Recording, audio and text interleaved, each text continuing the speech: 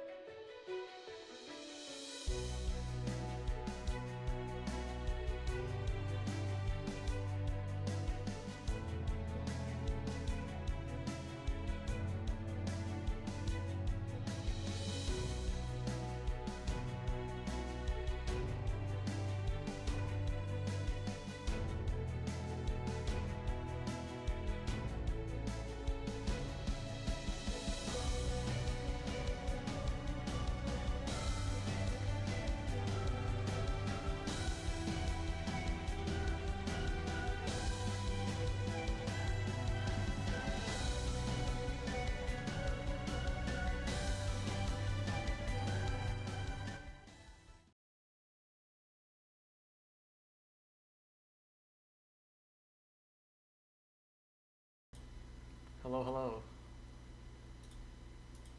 Let me just check before we get everything started real quick.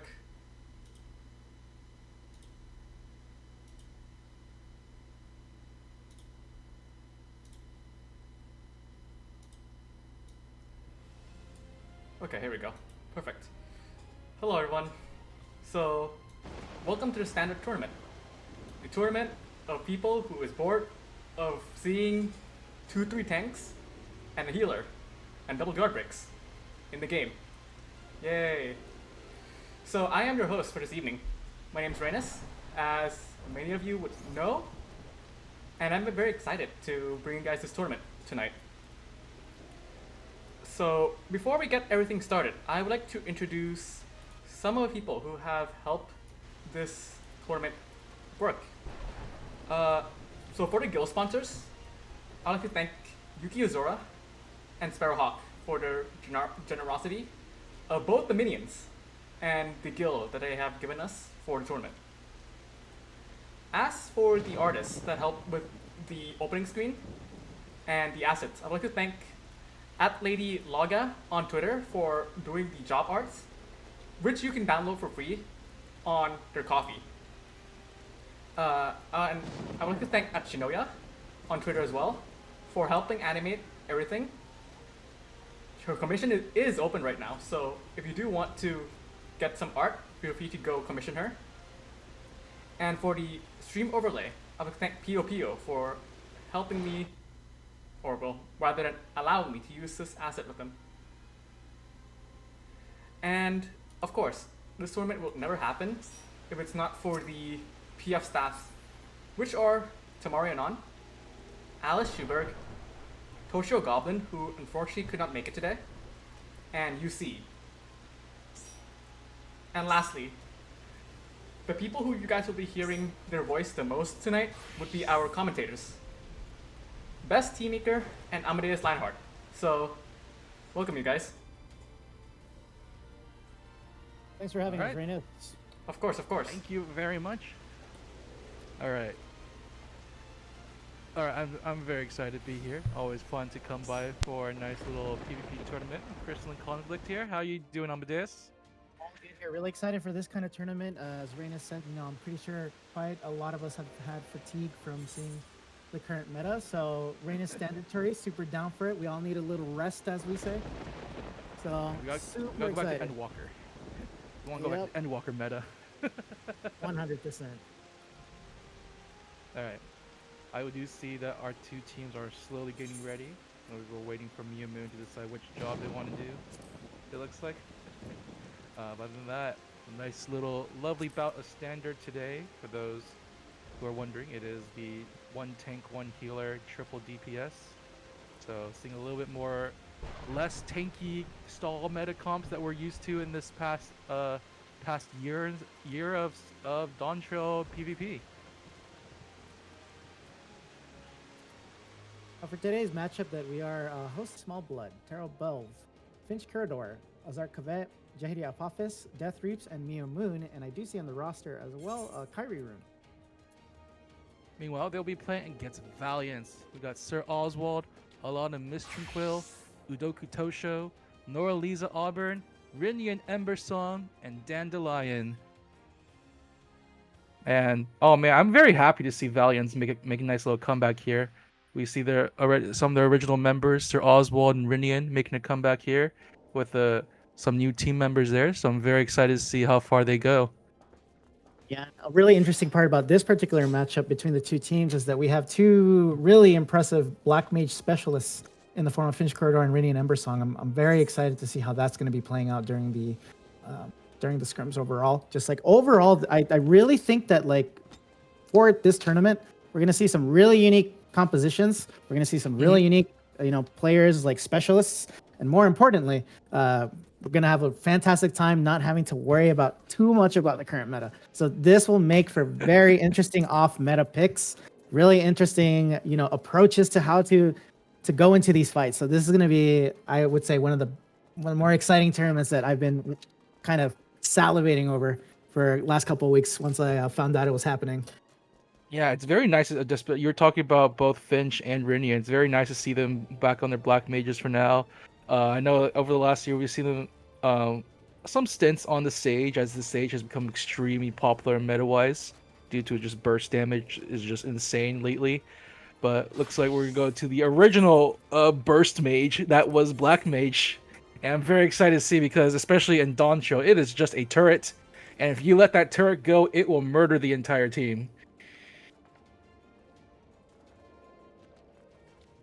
I do see. All right, it looks like okay. So Sanguinius will be moving on to the Scholar role. We got a lovely Paladin versus Warrior comp little opposition here. So I'm very excited to see how this one shakes out. The ever loving question of Standard is which is the better tank, Warrior or Paladin?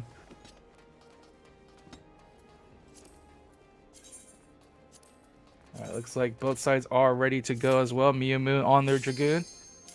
No Blue Mage yet. Maybe one day in the future we'll get some Blue Mage PvP officially supported. But until then, we will be going to the old tried and true Dragoon here. Alright, let's see how this is going to go as both sides getting their way ready.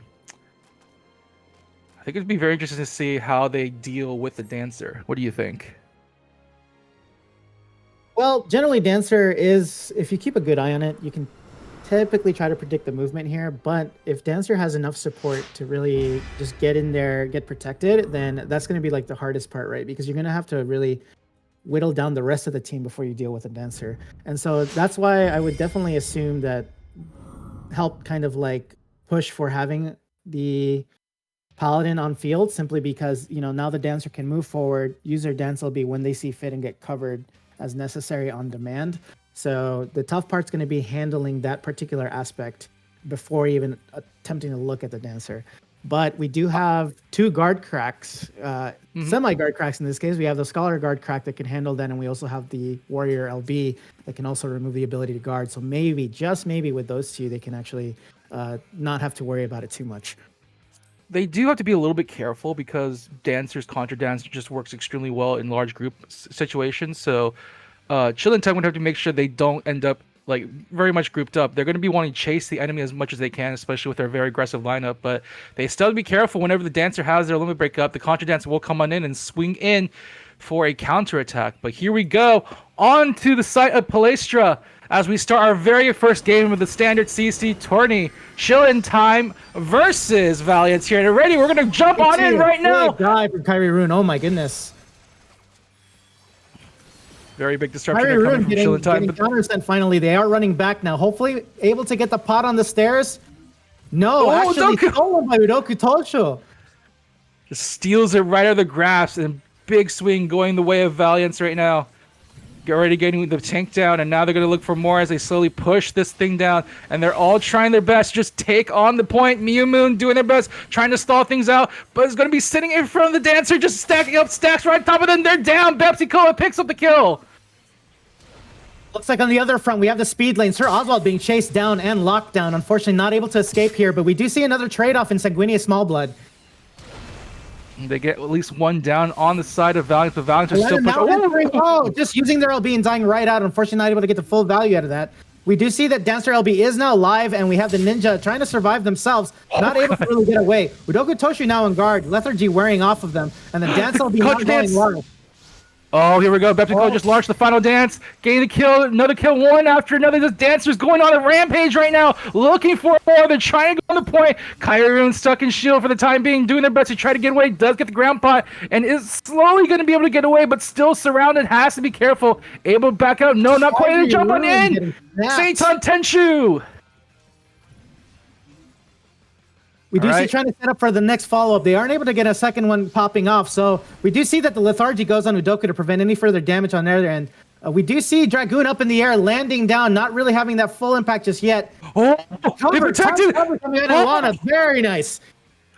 Protection for the Seitan Tenshu, denying it. No chain for the side of Chillin' Time, and now they have to run away. Miu Moon trying to get to the ground pot desperately, but not going to be enough. The full might of Valiance is here to play. Looks like they do trade off with Udoku, however. However, the point is still staying in place here. We're looking a little bit more combat. Bepsi getting their guard completely removed, trying to make it towards the pot, unable to. And we do see Sir Oswald, however, maintaining point as well with their LB out. I think they're trying to get in. Kyrie running through the speed lane, however, able to get away here. And we just do see like a stalemate here happening on point between Sanguinius and Sir Oswald. A little bit of unfortunate limit break from Sir Oswald. He was trying to get on in to use his limit break to protect his teammate just in time, but wasn't able to get there. And now everyone just standing back, leaning to run out and finish Kyoto or take the final blow, taking out Sir Oswald. They still have to work against his giant lead, though, so just gotta be careful. They do take out Udoku, but the Contra Dance coming on in. Can they finish off Finch? Trying in the background. Bepsi's looking to try to stack up the damage. It's gonna be their time. No, the shield goes up. Oh, he's alive. Really delaying the death here. Unfortunately, they do get, but it's a full-on trade. We do see Alana and Finch both going down at the same time. All right, 1-for-1 trade. Chillin' Time will take that as they have the handle on the point right now. They're so close to breaking this tie here in the final couple minute and a half. They will get the lead here and get the first checkpoint. We do see that Jehedi has LB coming up as well Sanguinius to really give them some staying power. Looks like Sanguinius might be targeted for that fact, or Jehedi. We do see Sanguinius popping LB. Just in time. Oh, Jehedi does get out, able to get an elixir out. We do see the rest of the fight going here on the point. Sanguinius trying to maintain here, popping up their guard, and now getting punished for that. Will they get locked down? Trying to find an opening here. Oh, they see the scream, though. They are going to get the trade once more.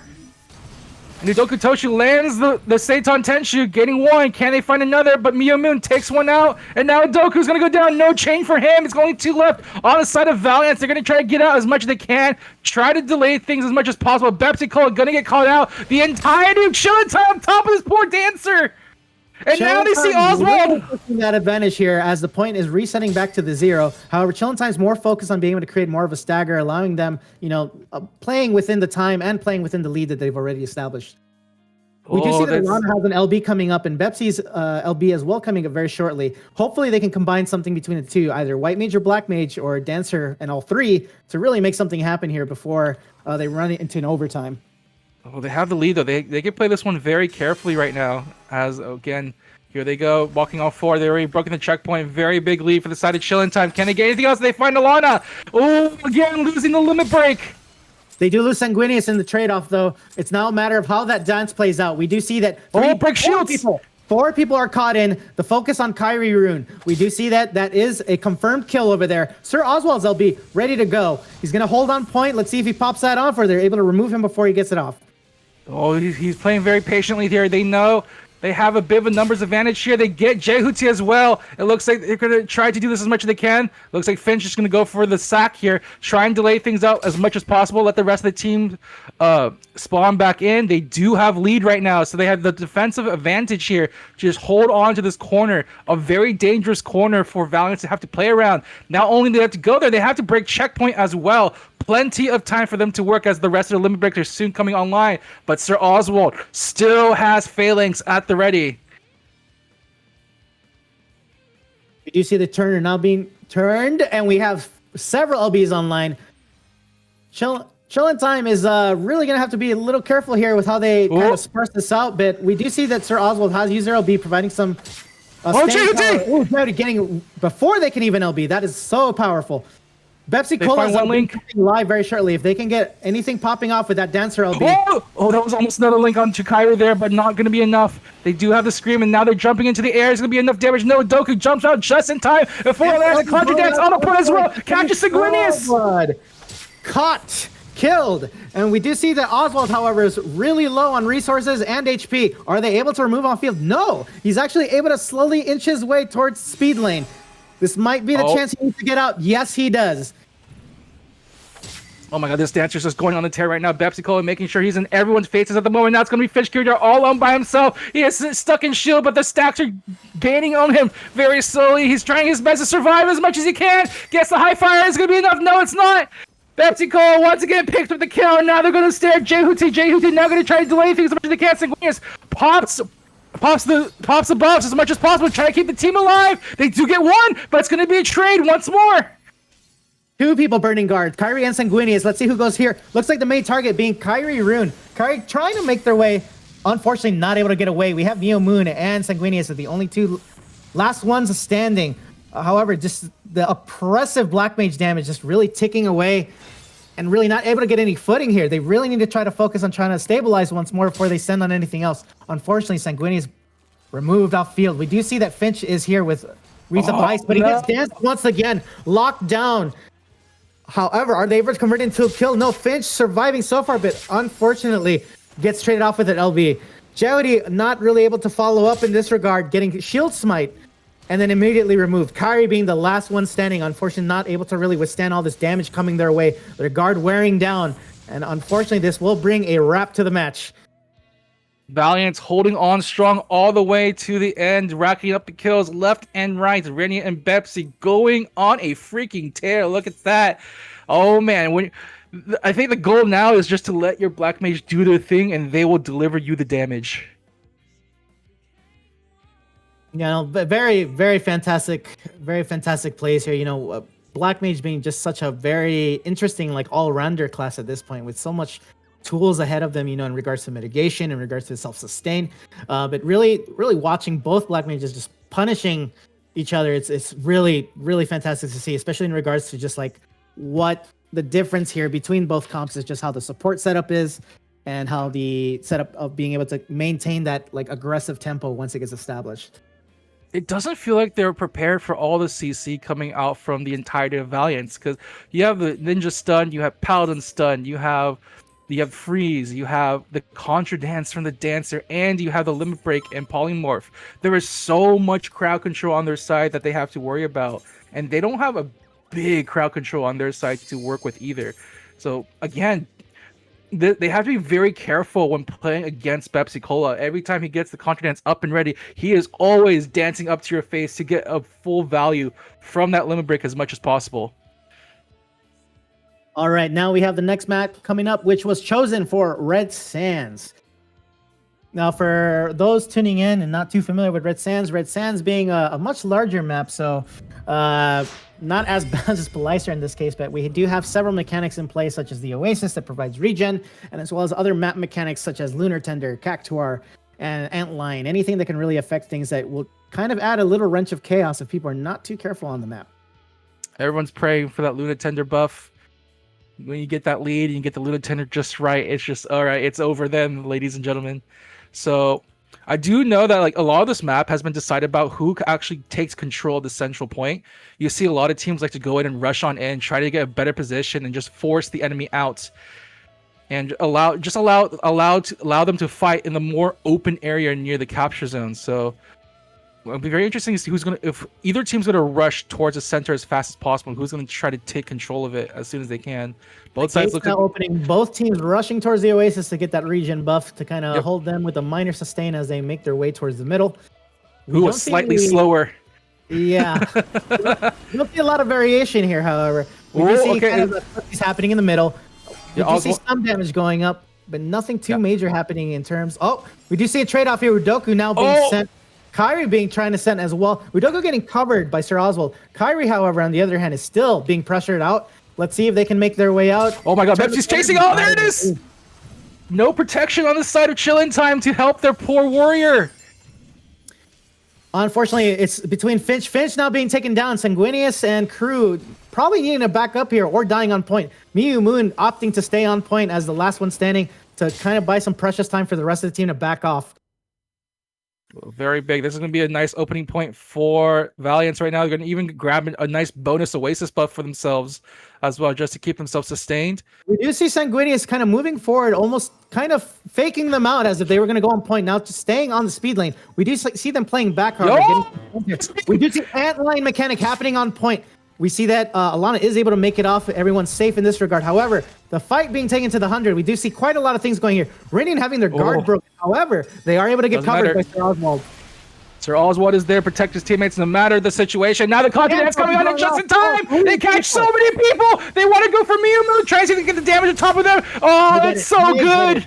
Full conversion. We do see that the momentum is being maintained here. Kyrie and Sanguini is getting cleaved, and a lot of their resources just being dwindled off. We do see that Finch is trying to kind of maintain almost like a pseudo tank with the Black Mage by maintaining Wreath of Ice and holding point down. This did work out though, because they were able to take out Udoku Tosho pretty quickly. And we do see that JD does have their LB up as well. Hopefully it's just a really good combination here for either A, do we use it now or do we just try to go base with our burst? It looks Sanguinius like to be speed lane. I was going to say, it looks like for a moment they wanted to play this one a little safely there, but they find Sanguinius on the side lanes, now going to chase for more. Landing on Sir Oswald, transferring that into a kill. No, it doesn't matter! Unfortunately, Jehudi traded off, so this here is still finding semi-unbalanced. We do see that Rinian is actually behind enemy lines, kind of just punishing where they can. Finch popping his limit break, trying to get the damage going as much as possible. He has to be a little bit careful. They are going to go into the Oasis now to fight. They're surrounding this poor white mage Alana, trying their best to survive as long as possible. Not going to be enough. Yep, there it is. Going to be taken out immediately. And Finch, no, let's count it on. Rinian's there as well to get the damage through. Looking at the point, we do see Sanguinius now chasing off Udoku a little bit now that they have a little more stability here. A lot more people coming back. We do see Udoku is more than safe running down the speed lane. We do another Antlion back on enemy lines. Oh, the big thing is that speed lane access, everyone's able to kind of move where they need to go. I do see that quite a few people are opting to grab more regen buffs. We do see Oswald playing back, and they're getting ready for another setup. We do have a Dancer LB live, so this will be a very interesting play on how it might go out. Udoku jumping on in. Udoku handling point first, but we do see... Oh, Kyrie's low. Kyrie's low. It's going to be a chain. Oh, the damage though. Oh, so much damage out. Udoku and Sir Oswald still doing quite fine. I don't see the Dancer LB getting used as of yet, but there it goes. And let's see who they Miyu. They get Miyu Moon. Does this convert to a kill? Yes, it does. Sanguini is kind of taking more additional damage as well, being the second target to go. And now we have damage going on Jehudi. Oh, not really getting confirmed. But it doesn't matter because they still get another kill out there. We 3 do see down. the momentum has shifted, and we are looking at speed lane here, looking at Finch getting chased down by several people. Guard going out, using their teleport, their AM to get out and maybe make their way towards the pot. Thankfully, between the pot and Wreath of Ice, they are able to survive. Back to the exact same situation as where we do see a scream go off. Kyrie, though, but Fire immediately Ant behind them. counters with the Phalanx, just trying to get as much mitigation in as much as possible. Also has the option for the full cover. Udoka Toshu not going to offer the potion, just going to jump on out immediately. Finch, though, will pick up the kill onto Oswald as a result of that, and now they might have to back off here. They're playing very far into. They really want this warrior. They will get the warrior here. They'll gladly trade their lives here just to delay things just a little bit. They even get the kill. Oh, not quite yet. Miumu will at least get the return. And now just running away to the Oasis as much as possible. The rest of the team follow on in. See if they can get this kill on top of it. Just try and make more things delayed on top of here. If they can get the kill on Finch, it'll be great for them. But now it looks like they have to change their plans. Gonna get out of dodge. The timer is slowly ticking down as they have to fight for a point. It's going to be Chillin' Time's turn, trying to get the comeback here, as Valiance will get a nice lead for themselves. Toshu guard crack, trying to get some damage out. Was able to get a kill. Doku Toshu covered then by Sir Oswald. Really nullifying. And there goes the Dance LB once more.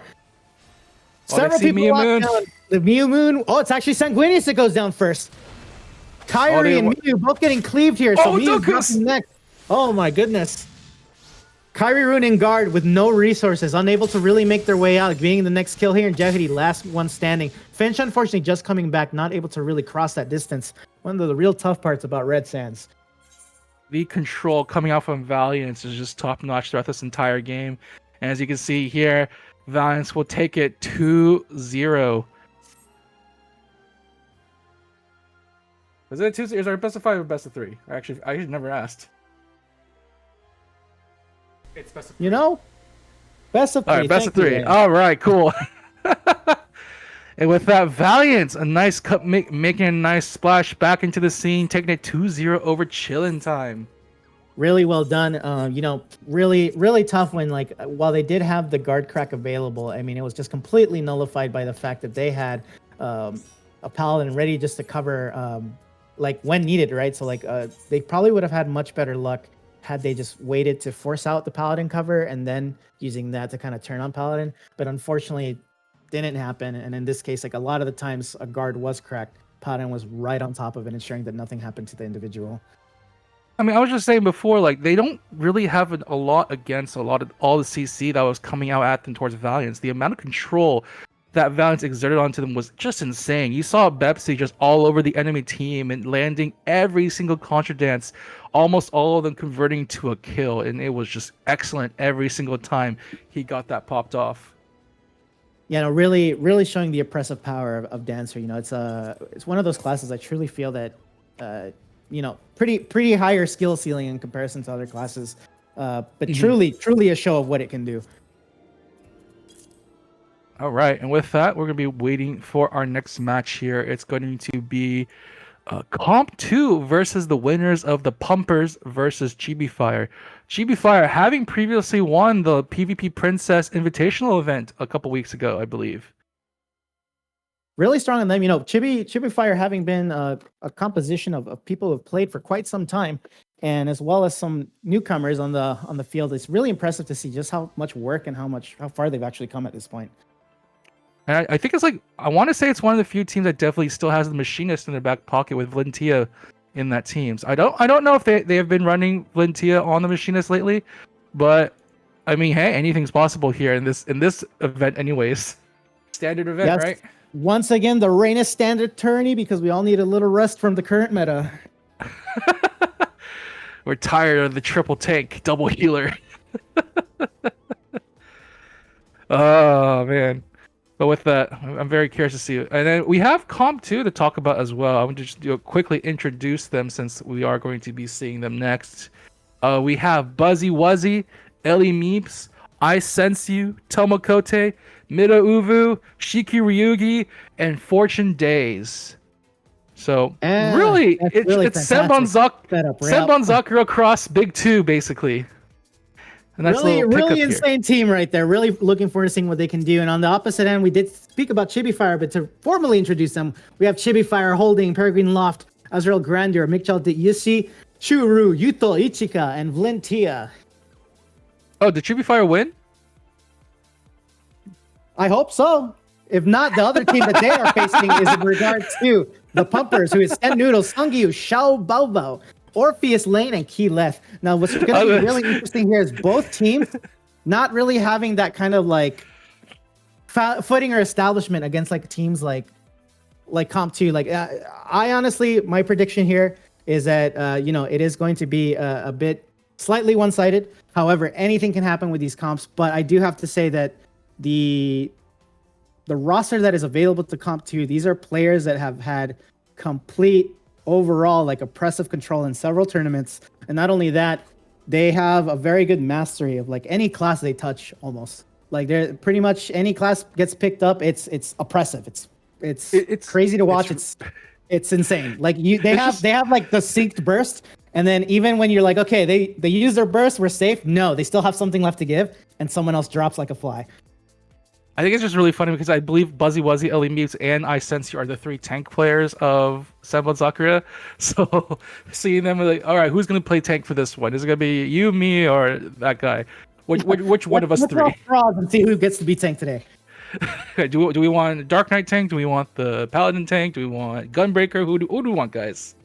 Well, we do see some people trickling in here, so we do see maybe it could just be for them joining, but just a little quick little sneak peek. Oh, Tomokote is gonna be the one on Dark Knight. Okay, Tomokote is the other option too.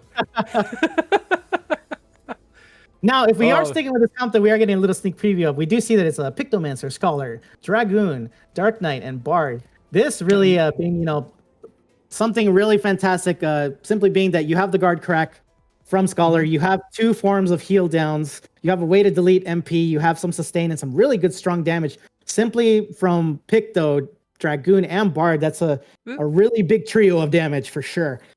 I mean, if you squint your eyes, the Dragoon kind of looks like a Gunbreaker, and the Pictomancer kind of looks like a Sage. If you squint your eyes just a little bit there. Just a little bit. Gosh, I truly miss the Paladin Sage comps that used to exist back in the day. Really pushing for some interesting meta changes. But speaking of meta, us discussing this a few times for people who are not too familiar with why the Reynes Standard Tournament even exists is simply that there is currently a very strong meta that exists right now in using several tanks and several guard cracks at once. This is why we have this tournament in place, so that we can have a little more control in these fights and having a little more variety, because it has been such a common thing right now in tournaments and in general, the LP scene overall. So really glad that we're able to push this a little more forward in regards to just variety, more interesting matchups. And speaking of, meta and the sort, do we have any predictions, Teammaker, for any patch updates? Anything that you'd like to see on your bucket list on the old bingo card that you want to see? Well, I'd like to see. Honestly, I'm just curious to see what kind of buffs are doing, because we have been in this kind of stally meta for a good year, ever since the Doncho changes popped over. All these classes got all their new abilities, but I think the way that everyone just got more HP essentially really helped contribute to that. So I'm very curious, if they want to lean it more towards an aggressive meta that we had before, in Endwalker. I'm just very curious to see what they decide to do. They're honestly in a place where they can kind of do anything they want to, which could be nothing at all, honestly.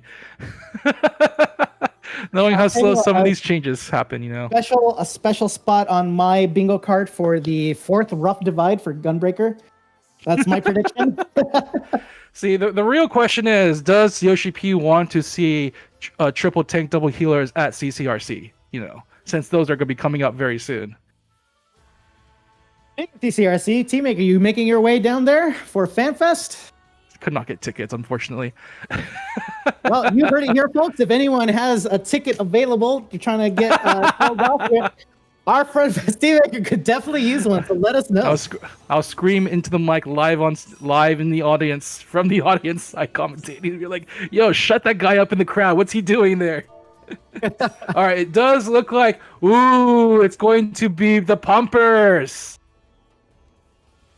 the Pumpers once again to give them a second introduction. That is being Sen Noodle, Son Gyu, Xiao Baobao, Orpheus Lane, and Key Leth. Looks like they are the winner of the match.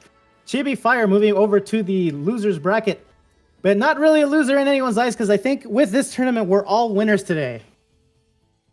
I mean, that is double healer. I'm seeing them play right now, so a little bit. But yeah, very, very identical, very aggressive lineups for both sides. It's going to be the difference between the Sage and the Picton matchup, which I said before. Very similar, honestly, in terms of like stacking your defensives up like that. But we're going to switch off from the Picto into the Buzzy Wuzzy Monk. Ooh. As unfortunately, no Monk. Jay Vermillion is on a different pickup team in this event, so Buzzy Wuzzy will pick up the mantle of Monk for their team, it looks like. And thank you for carrying on the legacy, Buzzy. I mean, he plays Monk also a lot too, so it's not like it's not like a bad thing for them to pick here. And when you don't have to worry about too many tanks, Monk is fantastic.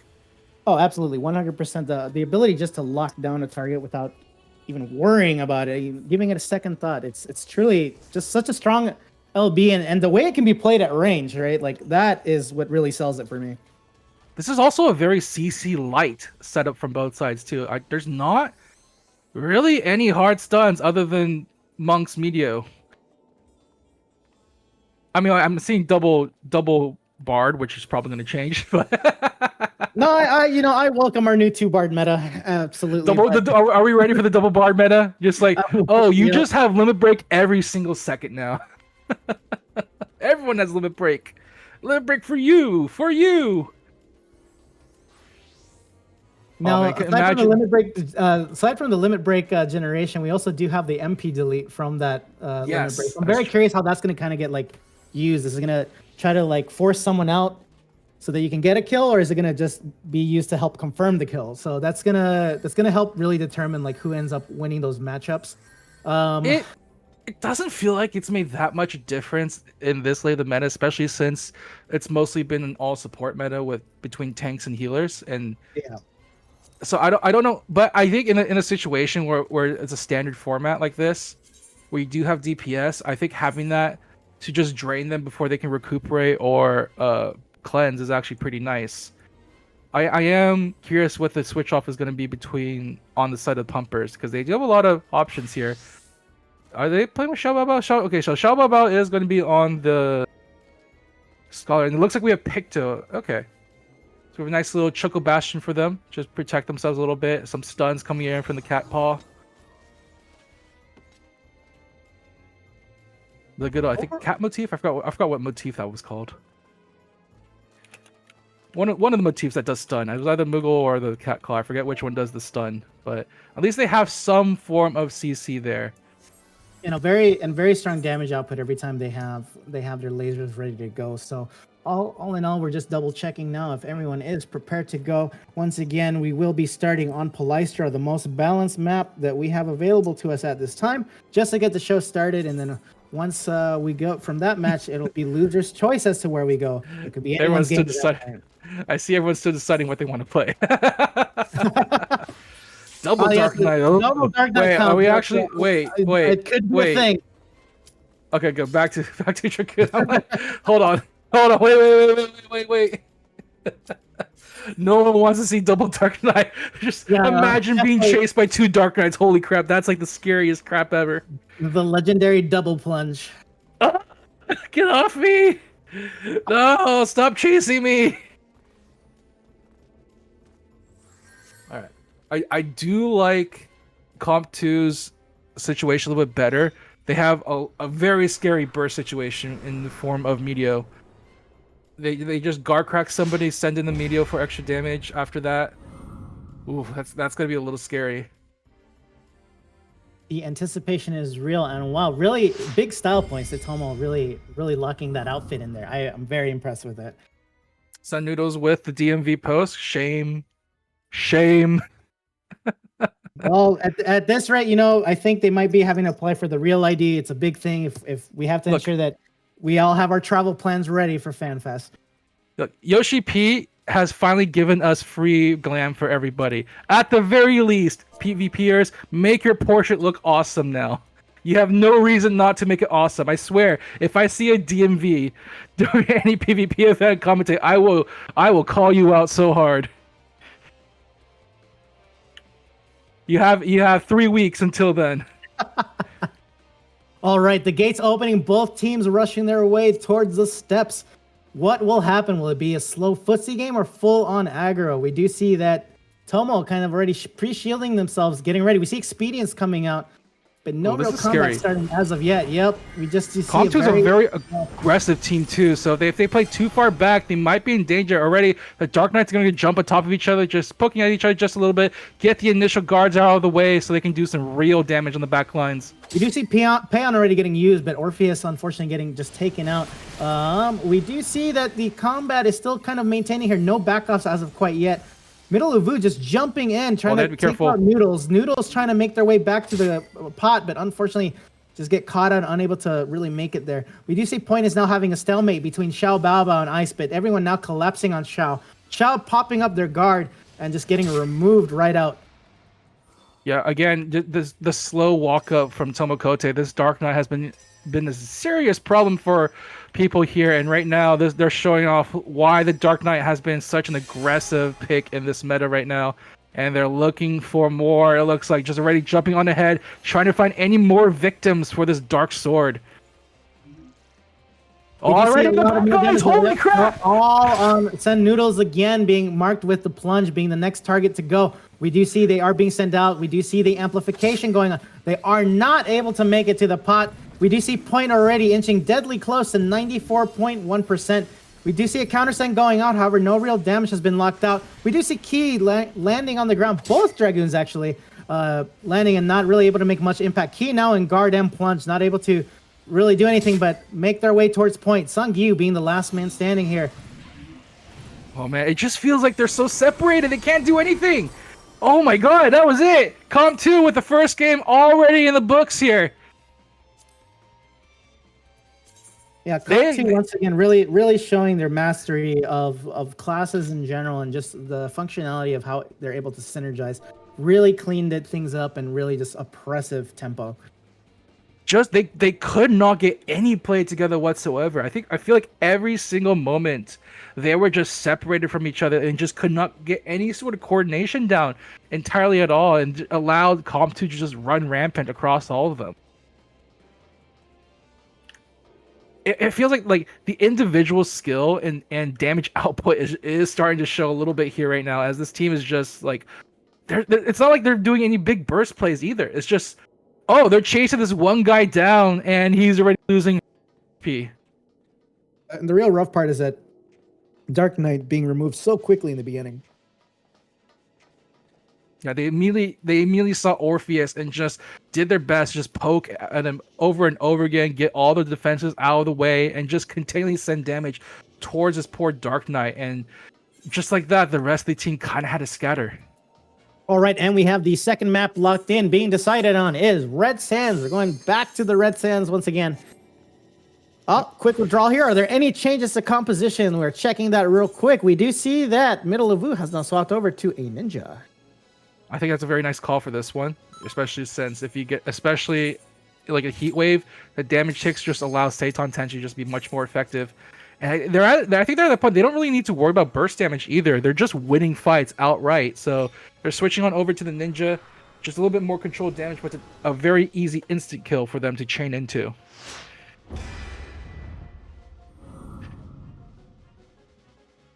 All right, here we go. Game number 2 right now. Middle Ovu also with it, but I think I give them, they're from Australia, Australia, Asia, so it's like, they have to play on an alt for this event. They're playing on like 500 ping. Completely makes sense here. Yeah, that I truly wonder what that experience. I being blessed with at least like I think 80 ping, but I truly wonder what the 500 experience would look like. I mean, they're just used to it. I don't think it even matters to them anymore. It's like at the point, like I remember like in the event, an international event, like they were deciding on what data servers to play on. They're like, we can't play on Australia. We cannot play on Australia because Big 2 will just kill everybody. It is just not fair to everyone else if we go to the Australian servers. All right, the gate's now opening. Let's see how the teams decide to approach the middle. We do see everyone kind of standard opener here of just grabbing the grass. We do see, however, Tomokote actually did not. Yeah. Just want to grab that middle.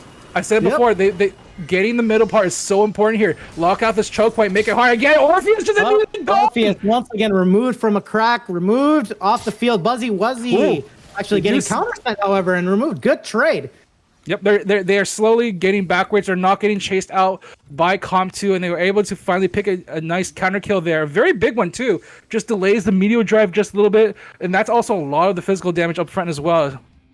However, we do see Tomokote kind of anchoring on point. Now moving forward once again, trying to lock down the next target. We see Xiao Bao guard cracked, getting sent, plunged as well. So getting their health out is not really going to be working out for them. They are removed. However, we do see Orpheus chasing that Tomo. Tomo, however, being able to get the pot and making their way out of speed lane back into a safer spot here. Let's see what's going on here. This time. Yeah, they're making a very good use of the little choke point here at the start, just to make sure that Comp2 can't just fully send them on the way. Ooh, they're trying to get the damage onto Tomo. Tomo will sit and shield for a little bit, but they're gonna try and get on top of them. If they get this kill on the Dark Knight, that's actually really good for them. But Tomo, he still gets away. Makes his way out. We do see, however, there is a counter send being sent on Send Noodles here. Getting removed off the field here. We do see that the next target is being Xiao Baba with the plunge going in. Pretty much near instantaneous. Oh, this is bad news for them. This is going to be rough because Buzzy Wuzzy and Middle both have their LBs up, effectively propped up to be able to remove anything off the field. Yeah, that's a Meteor into a Lunar Tender propping onto their favor. Lunar Tender now additional shielding here. Look at that. Your shields. Look how big those shields are. Pretty much half of their health bar is now being shields. Middle of propped up for success here. They can play any kind of aggressive play they need to now. Well, Orpheus is just gone now. That was just a Meteor into death, and they still have the Satan. Yep, they're still rolling. We see Sungyu as the potential next target. We do see that someone's trying to fall on point. We do see Dragoon burning their LB to kind of maintain the point. However, no real kill conversions here. Sungyu, did they make it out? No, they did not. They're still being sent and chased. And we have a second target chosen in the form of Send Noodles. It's a kill! Sungyu survives! Look at this. 2 drops from here. Sungyu surviving. Noodles, however, traded away. However, looks like it is in Pumper's favor slightly right now. They are fighting on the back foot, however. Ice now being sent. Oh, they need to get back to point. They need to get back to point. They're chasing too much. Oh, there they go. Okay, we can grab Pumpers can breathe. Yep. They have to be careful of an eventide coming their way. So now we see Sun Gyu now being removed here on point, and we see some movement once again. So now things are even once more. We do see some reapplication of the Oasis buff for the region, as we do have Heat Wave incoming. All right, everyone's gonna play this one a little safer. Intensifies, as Julian Tomes would say. Get the pools here. Already jump right in. They actually want to go on it for more. Tomokote also popping the eventide as well. Popping 2 limb breaks. Are they going to find a kill? Orpheus though pops his just in time. Will avoid death for the time being, and now they're going to counter send.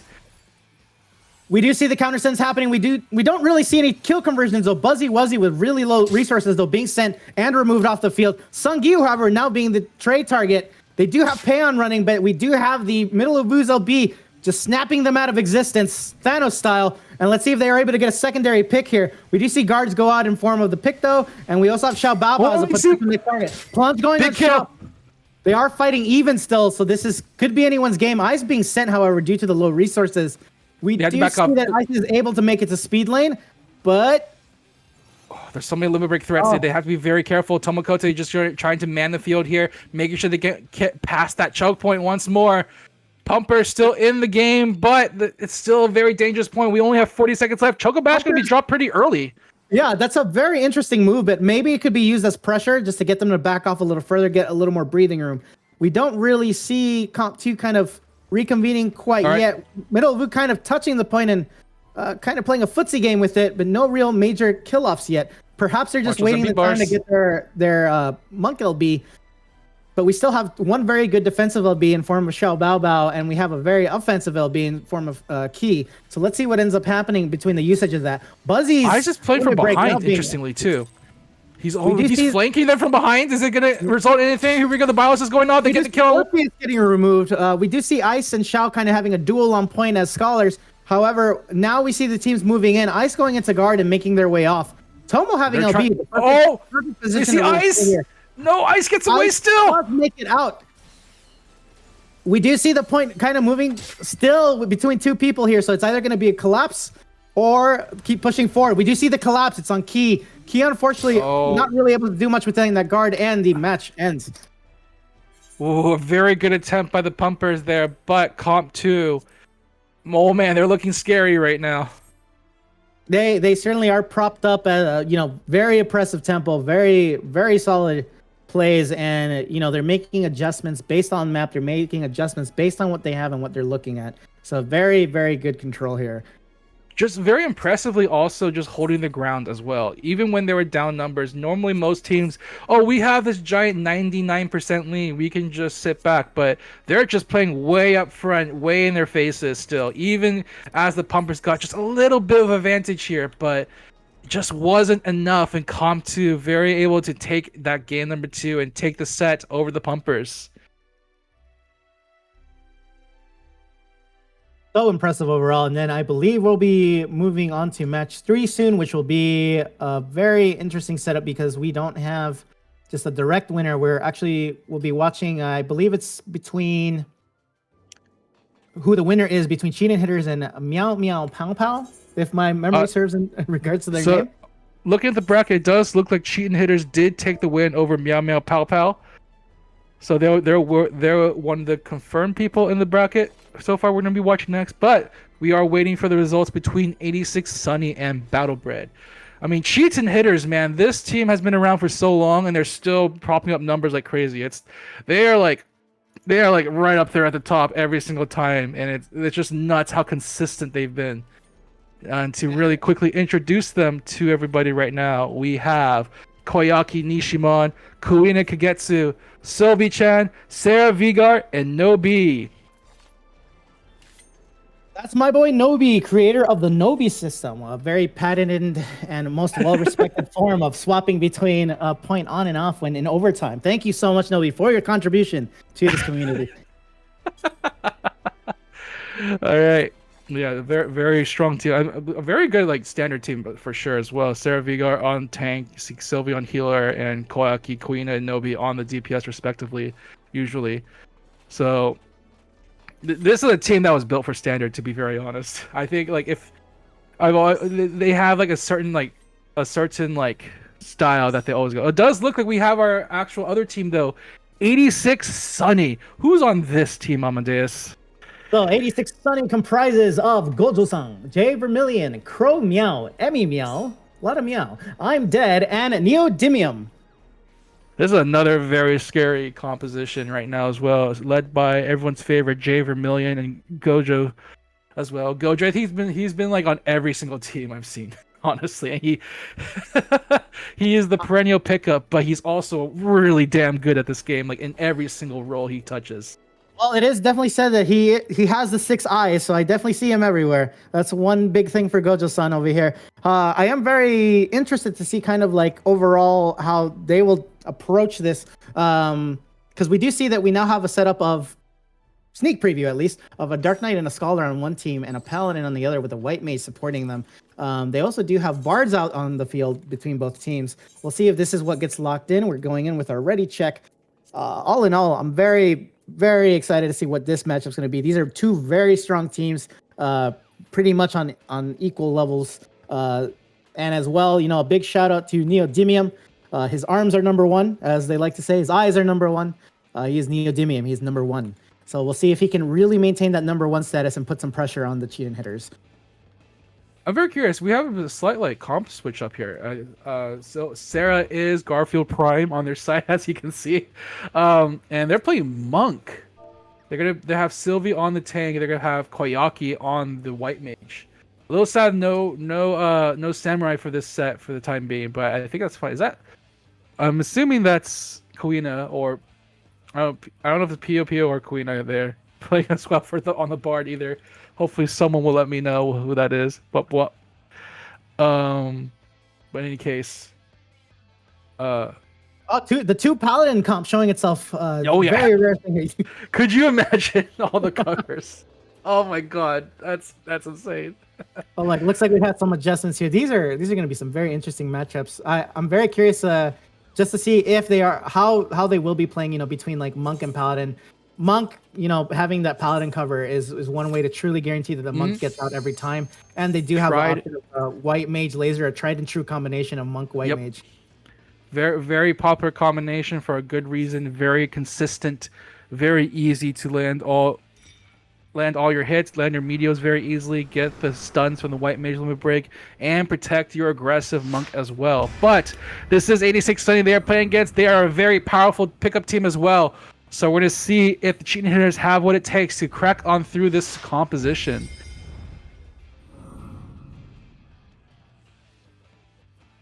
All right, looking at the portrait game, we have some very interesting portraits. No DMV mishaps, so no DMVs. I'm happy. I'm satisfied.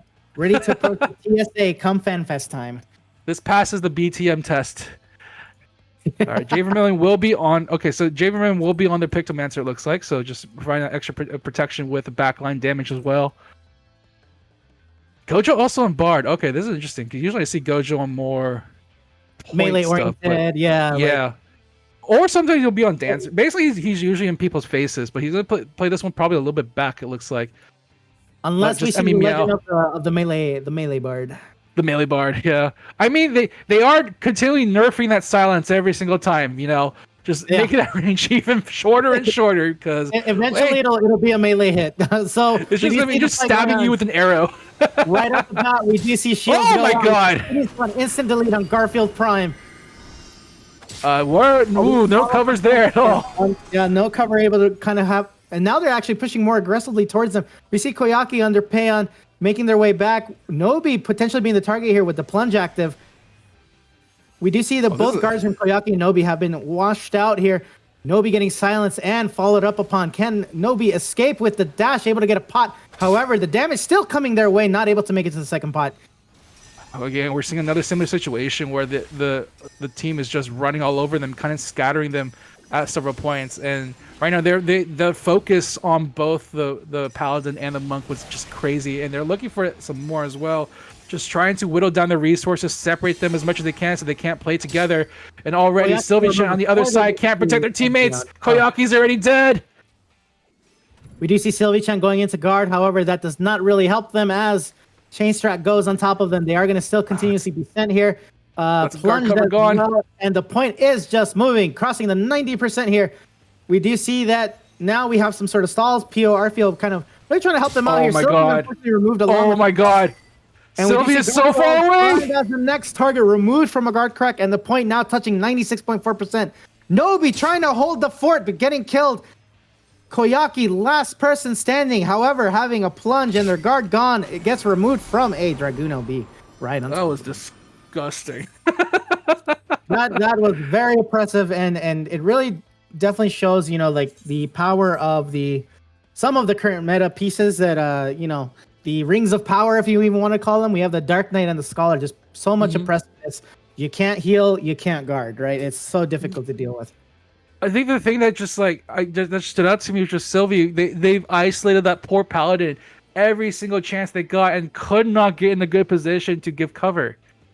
And most of the time they had to use their shield to protect themselves, which is not the situation you want to be as a Paladin player in against a very aggressive team. You want to be there trying to protect them, but man, the ability of 86 Sunny to just separate players just like that is insane. Now we are pending on the decision of where the next map will be taking place. Will it be another Red Sands? That is the real question. Ooh, I'm very curious about that too. Everyone really likes going to Red Sands for their map too. Try to get some disruption there. I feel like we if you want to add some real chaos, you go to C9, right? Yeah, no, that would add a lot of chaos. Even other maps are just so open-ended. Like Cloud9 could add some interesting elements, or we could even have the shorter maps, especially if you're playing aggressively, right? Like Volcanic Heart and Bayside would really lend to an aggro. I think if you're playing against 86 Sun, you want to avoid Bayside because that feels like you're gonna get punished just for picking that smaller map. Like you will get chased down like crazy on that map for sure. as we saw multiple times in the past before from other teams running this aggressive style composition. So, oof. All right, as we stand, no decision has been made as of yet. And look at that. It's actually Bayside decided. That's I don't know about that, but we'll see how this goes. Hopefully this time they're shaking off the nerves and getting ready to meet the aggression coming out from 86 Sunny. But all right, so for those that have not experienced Bayside, Bayside is similar to Volcanic Heart in regards to being like a smaller map. However, it doesn't have any crazy mechanics. It does have some quite interesting speed lanes, entry points. The major things being the speed lane and the jump pad. This map, however, once you get some momentum, it can get out of control very quickly. So as we're saying, you know, a team that has a very strong forward tempo, very aggressive tempo, if they get the first picks out of the get-go, they'll be touching the 50% very quickly. It's very interesting, like how linear this map is, despite there being so many entryways. Because just the way that the crystal path, the pathing travels on the crystal, it's very easy to just end up in a situation where you're being chased down the enemy all the way back to your spawn, and there's not much you can do about it other than just trying to take advantage of corners. But even then, it's still a very scary proposition, especially if you're fighting against a team like 86 Sunny. So I'm very curious to see if they're going to make any adjustments to their game plan here. We do see the gates now opening. Both teams rushing towards the jump pad. Will both teams be entering this? Let's see. Yep, looks like it's going to be a very quick engage here. We saw it before. Controlling the middle is always very important in these maps. Koyaki that plunge. Payon, however, couldn't be enough. They got covered, however, by Sylvie. However, they got the cover here immediately. So this is a matter of if they can support Sylvie out. Sylvie is trying to make their way. Sylvie's living. Yep. They're living. They're alive still. No, not. Javer Millen getting traded, however, in regards for that. Koyaki still having no MP, though. They could be the most likely target here with plunge placed on them. We see Koyaki now no real healing resources for themselves. This is still pretty big for them. They can just like slow down the tempo of these fights and bit by bit. Koyaki dead. Let's go. And we have another trade-off in the form of Gojo. They do get a kill off that, but at that point, Koyaki's still being sent at this point. We see Koyaki now entering guard and trying to make their way towards the jump pad, buying themselves a little breathing room. Keep themselves safe. There you go. With the rest of the team there, and now they're just jumping on in, protecting Koyaki as much as possible. They even got the cover. They let it bring on top of El-Melloi. Can they get the kill on the Dark Knight? This will be huge. In shield right now.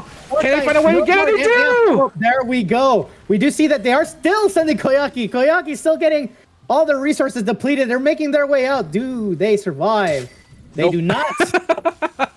I think at that point it's still a good trade to take, especially if you take out the Dark Knight. That's a lot of the aggression going to be out of the way for them. Going to allow them to even this just a little bit more. Ooh, they have to be careful though. Middle. We do see Gojo kind of getting chased down by Garfield Prime. Another fight happening off the point. We do see that they are moving back. Oh, the damage! Other fight here. Javer Million having their LB ready to go. And there it is. It goes out on Garfield Prime. Javer Million going into guard immediately after to prevent any counter send on that. Oh, and Sylvie also losing the shield as well. They do get the kill on Emmy, though. Very nice job there with the counter send. Just in time, and now they take on the corner to kind of provide a little more sustain and a better entry point for the team. I'm alive trying to back it off here. Burning their no resources. Well, they get it. That's good. Have any way to get out. They're very good turnover here. We do see that there's a fight between Jay Vermillion, Pio. Jay kind of getting pushed into a corner. Jay having almost no resources here. In their guard, they do have Payon, they do have shields. They are able to hopefully make their way out. Unfortunately, yeah, there it is. All right, this is the cheating hitters I know of. Never count them out, no matter what position they're in. Although Pio will get the sent by Gojo, getting the nice return kill. But the limit break on Gojo, he's dead. We do see Crow Meow just taking the point and running with it. So this is going to really force someone to have to get on point with them. Oh, this is some Looney Tunes stuff right now, right? Yeah. You know, cue the Scooby-Doo running past the door. Sylvie, though. Second shield down. Be careful. Gonna pump the Phoenix. Oh, nice. Ooh. Really saving their own life in this particular case. We do see that now they're trying to go ahead and send, maybe potentially get Emmy off on some tempo here for the LB. Oh, they want Koyaki. Koyaki's gone. Guard track removed off the field. Garfield getting covered and Sylvie taking damage for it now. Sylvie having to really make their way out ASAP before they get locked down. Sylvie running towards the pot near jump pad. They are able to actually make their exit here. But we do see Sarah has to be careful. Now close to cracking here. cracked, and we do see Pro Meow and Emmy Meow, a pair of meows moving the point. Oh, Cyril across the jump lane is gonna be fast enough. No, they're falling right there. No, the shield. Are they gonna live? Oh, okay, that was. Oh, my gosh, just trying to cover the a lot of damage on Sylvie here with no resources. We do see Sylvie kind of running around here, trying to survive in their guard. They are getting locked down, however, by Emmy Meow. We do see this is combat going through. Oh, the Medio. Medio sent, taking up PO. Yep. We do have Sylvie here with no resources. Koyaki getting very heavily sent for having an LB. Are they able to get... Yep, they get converted into that kill here. So this really puts a damper and putting the team on a back foot here. We do see Nobi in a guard already as well, and plunged. No MP resources. Sylvie not really able to do anything as well as they were the side target getting removed. Garfield Prime, no HP. And they're walking. A point moving to the 99.9 and the 100. Unfortunately, Nobi unable to really lock in on there on that point. Very, very rough one. The wise man once said, walk on point. Push point, walk on point. all very impressive showing from both teams. 86 Sunny really showing the oppressive nature of Dark Knight and Scholar together. Yeah, it's truly something to see. But very big, like, you know, shout out to Cheetah Hitters running what they were running as well. You know, I see the vision. It just happens to be that the aggressive plays and they were very on top of the Paladin, making sure that it was not able to get the full value that they needed. All right, and with that, I'm gonna move on to the next one. I believe I don't know. That was also a very fast match too. I'm actually very curious how Comp 2 and Valiance are doing right now. Yeah, we are still pending on that result, and then I believe for our next matchup, it'll be a big hitters. You know, the big belts are gonna be going at each other, so we'll see how this plays out. I'm gonna peek and see. Yeah, absolutely, 100%. See if we can get a sneak preview, keep you all updated on what's going on. In the meantime, again, you are watching the Reina Standard Tournament, also known as Rest, because we all need a little rest from the current meta. This is a tournament designed to use off-meta choices for us to kind of have something more interesting to watch rather than just the same thing over and over and over. So once again, that's the Reina Standard Tournament Rest. Good job. That was good. That was great. You did it. 100%, yeah. All right. Okay. I do see Jay Vermillion. No, we just saw that match. It's not that one. Nia Dimion's on 86 also. Who is anyone streaming? From Valiance or from Comp 2? Let's see. I'm looking through the Twitch streams right now to see like if any one of them happens to be PvPing streaming right now. A lot of people doing Rival Wings. Shout out to Rival Wings people. Everyone is getting those set up so people can get their Moogle Tomes.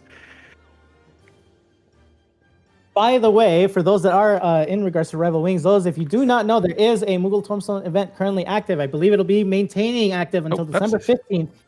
Thank you, go Joe. 100 tomes so you can get a dumpling earring. And you also have another shot at one of the previous earrings. Oh, did they finish? They're just sitting in the port right now. Let's see. They're just standing there, menacingly. So, a little news for the Valiance versus 86 Sunny, or Comp 2 rather. There has been DCs for both. Oof, that's oof. So unfortunately, that's the next thing that we need rest from is these DCs. Truly, our servers need some love and attention. So do we want to jump onto their set and maybe give them the stream luck? Well, perhaps. Let's see what their situation is. See what we can like hop on in, take a peek. You know, just take a little peek. Just a little look. That'd be a really cool match to also watch. It's like, oh yeah, we DC. Yeah, we DC. We're just waiting for the stream.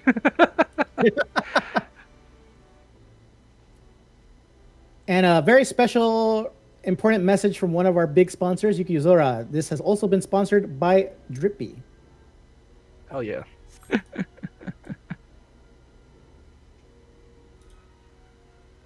Oh, okay, they already started. Damn.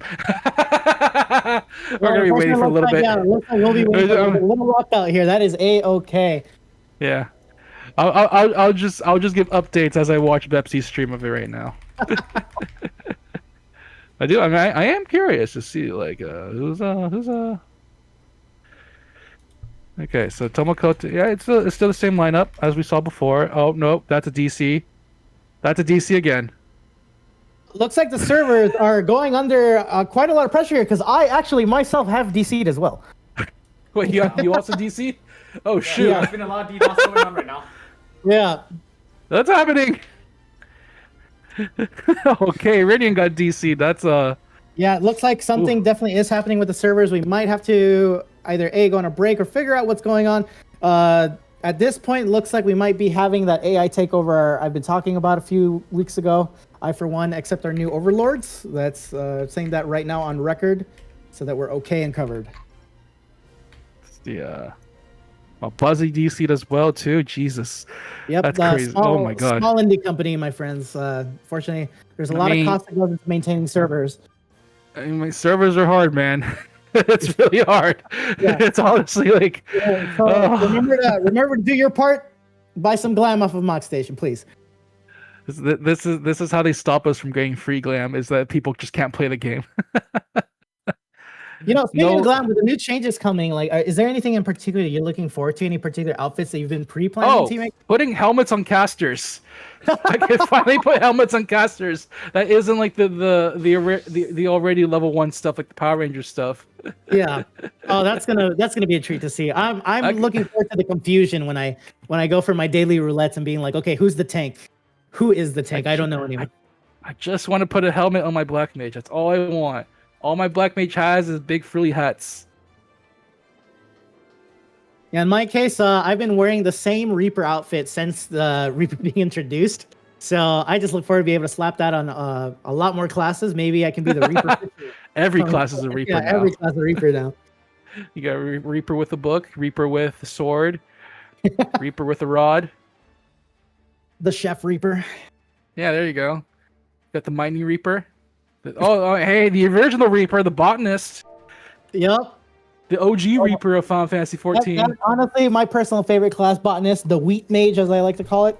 Yeah. One fantastic class. It's made me so much money when I've needed Gil in my hardest time. Would you guys be interested in watching the 86 Sunny versus Valiance?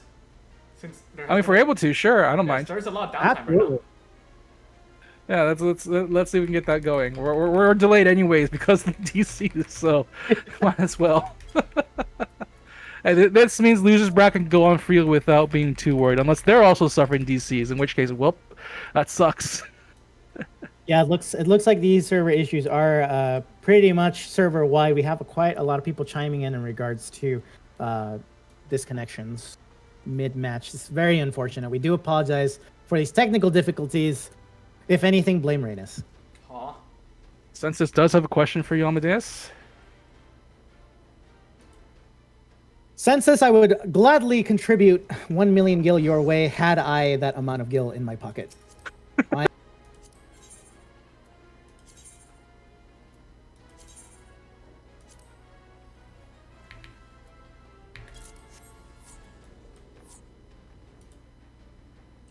Oh wow. My Discord has currently been doing small indie company things real quick too. Time to restart it, I guess. Truly sorry for the technical difficulties tonight, by the way. There has been a lot of unforeseen circumstances, I guess that's the way to put it.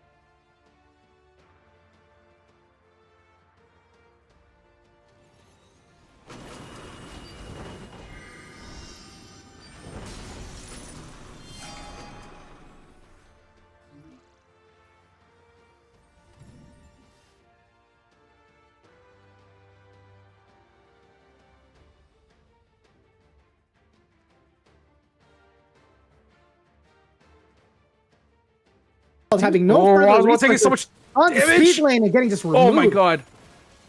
That is a scary amount of damage that was just poured on top of the poor Paladin, even forcing the shield so early on. You do see Udoku Toshu now getting plunged as well, having Brendergard earlier. They're now the next target. This just leaving Dandelion, Bepsi Cola, and Rinian. Rinian now taking some additional damage. I see a guard crack on Dandy, which enables them to be removed. Rinian also being sent. Bepsi's trying. Covered Bepsi's Rinian, however. Oswald trying to save their teammate here. They do buy them some precious time to pot. We do see that the dance partner has now switched hands. Udoku's LB coming up. We do see the crystal has already cracked, moving past the 50 here. Tomo removing the dancer before their LB could be. Rinian getting removed next as well. Oswald, could they be the potential new target? We're not even going to see a dancer LB at this rate, man. Definitely not. If they can at least maintain the white mage LB to get some sustain and some additional damage. Dandy getting cracked and plunged near immediately. Even the cover did not stop that. We do see Goku Guard now being sent as well for having an LB. Unfortunately removed. This leaving quite a few people on point. Sir Oswald on point trying to maintain it. Bepsi with their LB in guard and plunge. They were the likely target here because they have LB. Unfortunately able to get it out. This is a really unfortunate side of playing Dancer against this chase lineup on the other side is that you're going to get chased down. You don't have a lot of good defense. Nope. Oh, not going to be enough. Rinian not able to clear the tick rate there in time. And with that, game 1 going the way of Comp 2. Again, really, man, Standard is looking a lot different from what I remember, man. What is this Dark Knight thing happening right now all over my Standard? Yeah, unfortunately, despite the limitations that have been placed in regards to trying to mitigate the meta, we do still have a very strong combination in regards to Dark and Scholar. Oh, yes. C9. C9. Chaos. Very chaotic map here. So those that aren't familiar with it, Cloud9 having certain mechanics that can basically spawn tornadoes on the field, and as well, if you don't have your guard up or catch a feather, you'll be launched into the air, taking a big chunk of damage once you hit the ground. See, now the really unfortunate thing here is if we get assaulted Earth into a pull into a tornado. And be like, well, that was the wrong map choice then. But surely that won't happen here, right? Surely there hasn't. We've also surely not. Oh man. But this is a map that is a little allows them to control the middle a little bit better here, especially with like the narrow hallways. It is a little bit more open than we've seen it before in the past, but definitely allows them for a little bit more control of the aggression coming out of Comp 2. But again, Comp 2 just really don't care. They will stay on a target forever until they die. And if you don't countersend correctly, you're going to lose that teammate for sure. Between the cleaves it's happening too, it's so oppressive because it's not just a one individual taking damage. Like someone else will be dropping to like half HP as one person's dying, right? So it really already sets them up for getting another target to go. We do see that Shields has gone up on Ice's behalf. The Expedience and the Fairy, there it goes. So we're going to see what happens here. We do see that the first target has not been selected yet by the plunge. We do see just a lot of footsies happening right now. Kind of the wind up happening. They're actually looks like they were trying to jump the backline on the side of Valiant. We do see Dandy getting plunged and removed off the field. They were waiting for that opportunity. Bepsi now kind of taking a lot of damage here in the forefront. Oswald using Sheltron, not having a crack, so they are in a damage state. However, the damage is not helping as Rinian gets removed. Bepsi now got cut out. Target. Bepsi trying to make their way out. Unfortunately, they are right on their heels and removing them. Oswald now trying to make their way out, bringing a Purify, getting plunged and removed as well, leaving only Udoku Toshu and Dandelion on the field at this point. We see Udoku kind of just running to sacrifice themselves. We have Dandy that's in the, in a very safe back wall here. The tornado mechanic now happening in 4 seconds. Let's see who decides to guard. This tornado's not even going to matter. Taking the forefront feather near the goal point, really kind of enabling them to have another form of LB gen for the rest of the team. Very good move on their behalf. This is just free buffs for their side, man. They have like no worries. Easily take the feathers. There's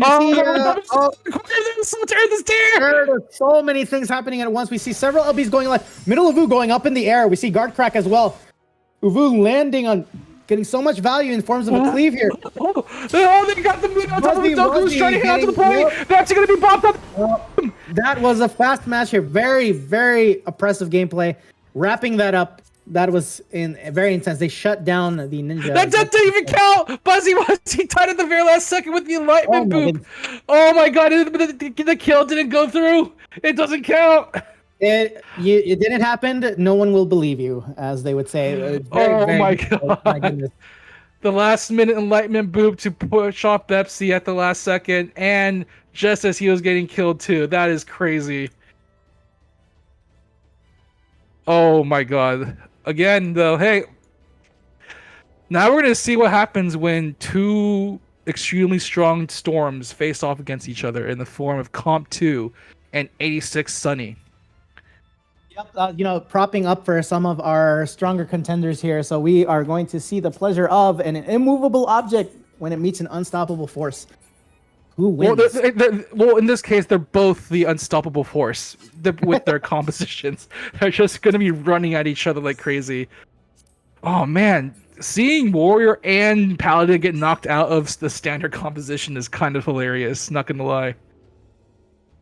I remember like Endwalker, no one cared about Dark Knight as a tank in that setup. Now it's like, holy crap. Yeah, no, 100%. And once again, we are trying to get some variety, but it looks like Dark Knight sneaks its way in as a strong contender here. Once again, you're watching the Reign of Standard Tournament, also known as Rest. Brought to you by Carl's Jr. Ain't no rest from a Dark Knight, man. They stay up all night. They're running and running at you. Yeah, no, this very, very oppressive showing of the combination of, again, the heel downs along with the guard crack.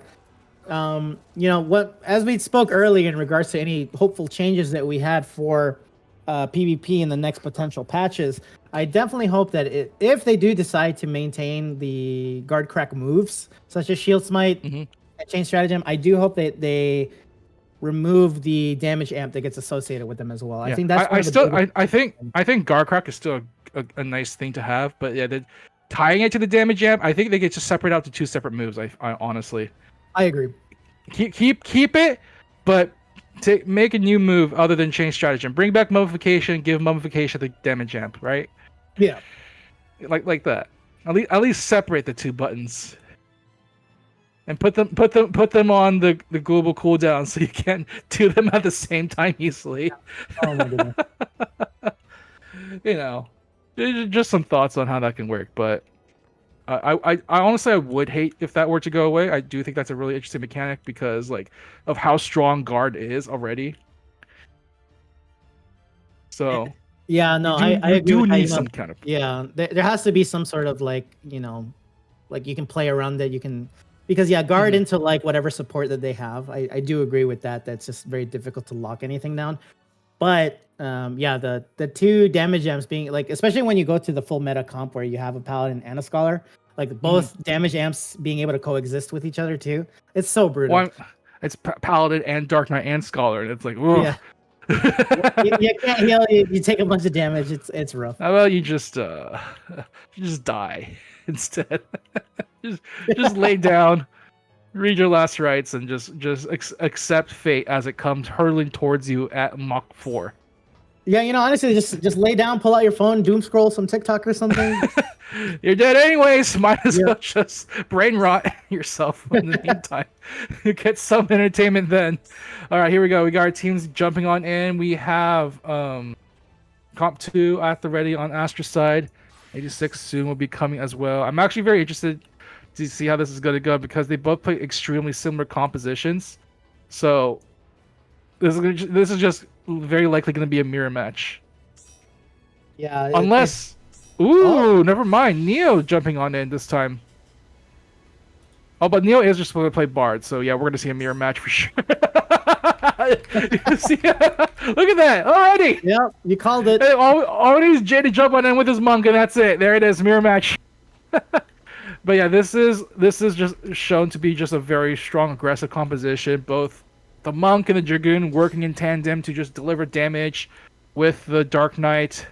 You have the scholar there to provide the shield crack and amp and protection as well. So it looks like the real only difference is in the final DPS being the monk and the Pictomancer. I mean, Jay's gonna switch to a monk later for sure. They'll sit on the Pictomancer for a couple games to see if they need to like protection, and then they'll be like, all right, let's do this with the monk. Let's go. It's like, it'll be Jay versus Buzzy. Who wins? So some news from the losers bracket. GB Fire has won against Valbred 2-0. Ooh, Well done, all right. Jimmy Fire. Really looking forward to see you guys move on forward, and I believe they'll be going to fight Meow Meow Pow Pow next, correct? Mm-hmm. The Pumpers taking the win over Frozen Rain as well. Will be facing off against Chillin' Time. That'll be a very interesting matchup. Chillin' Time being a very strong team as well. And then Meow Meow Pow Pow having several members of the former Gnosis team and, having a lot of the semifinalists from CCRC.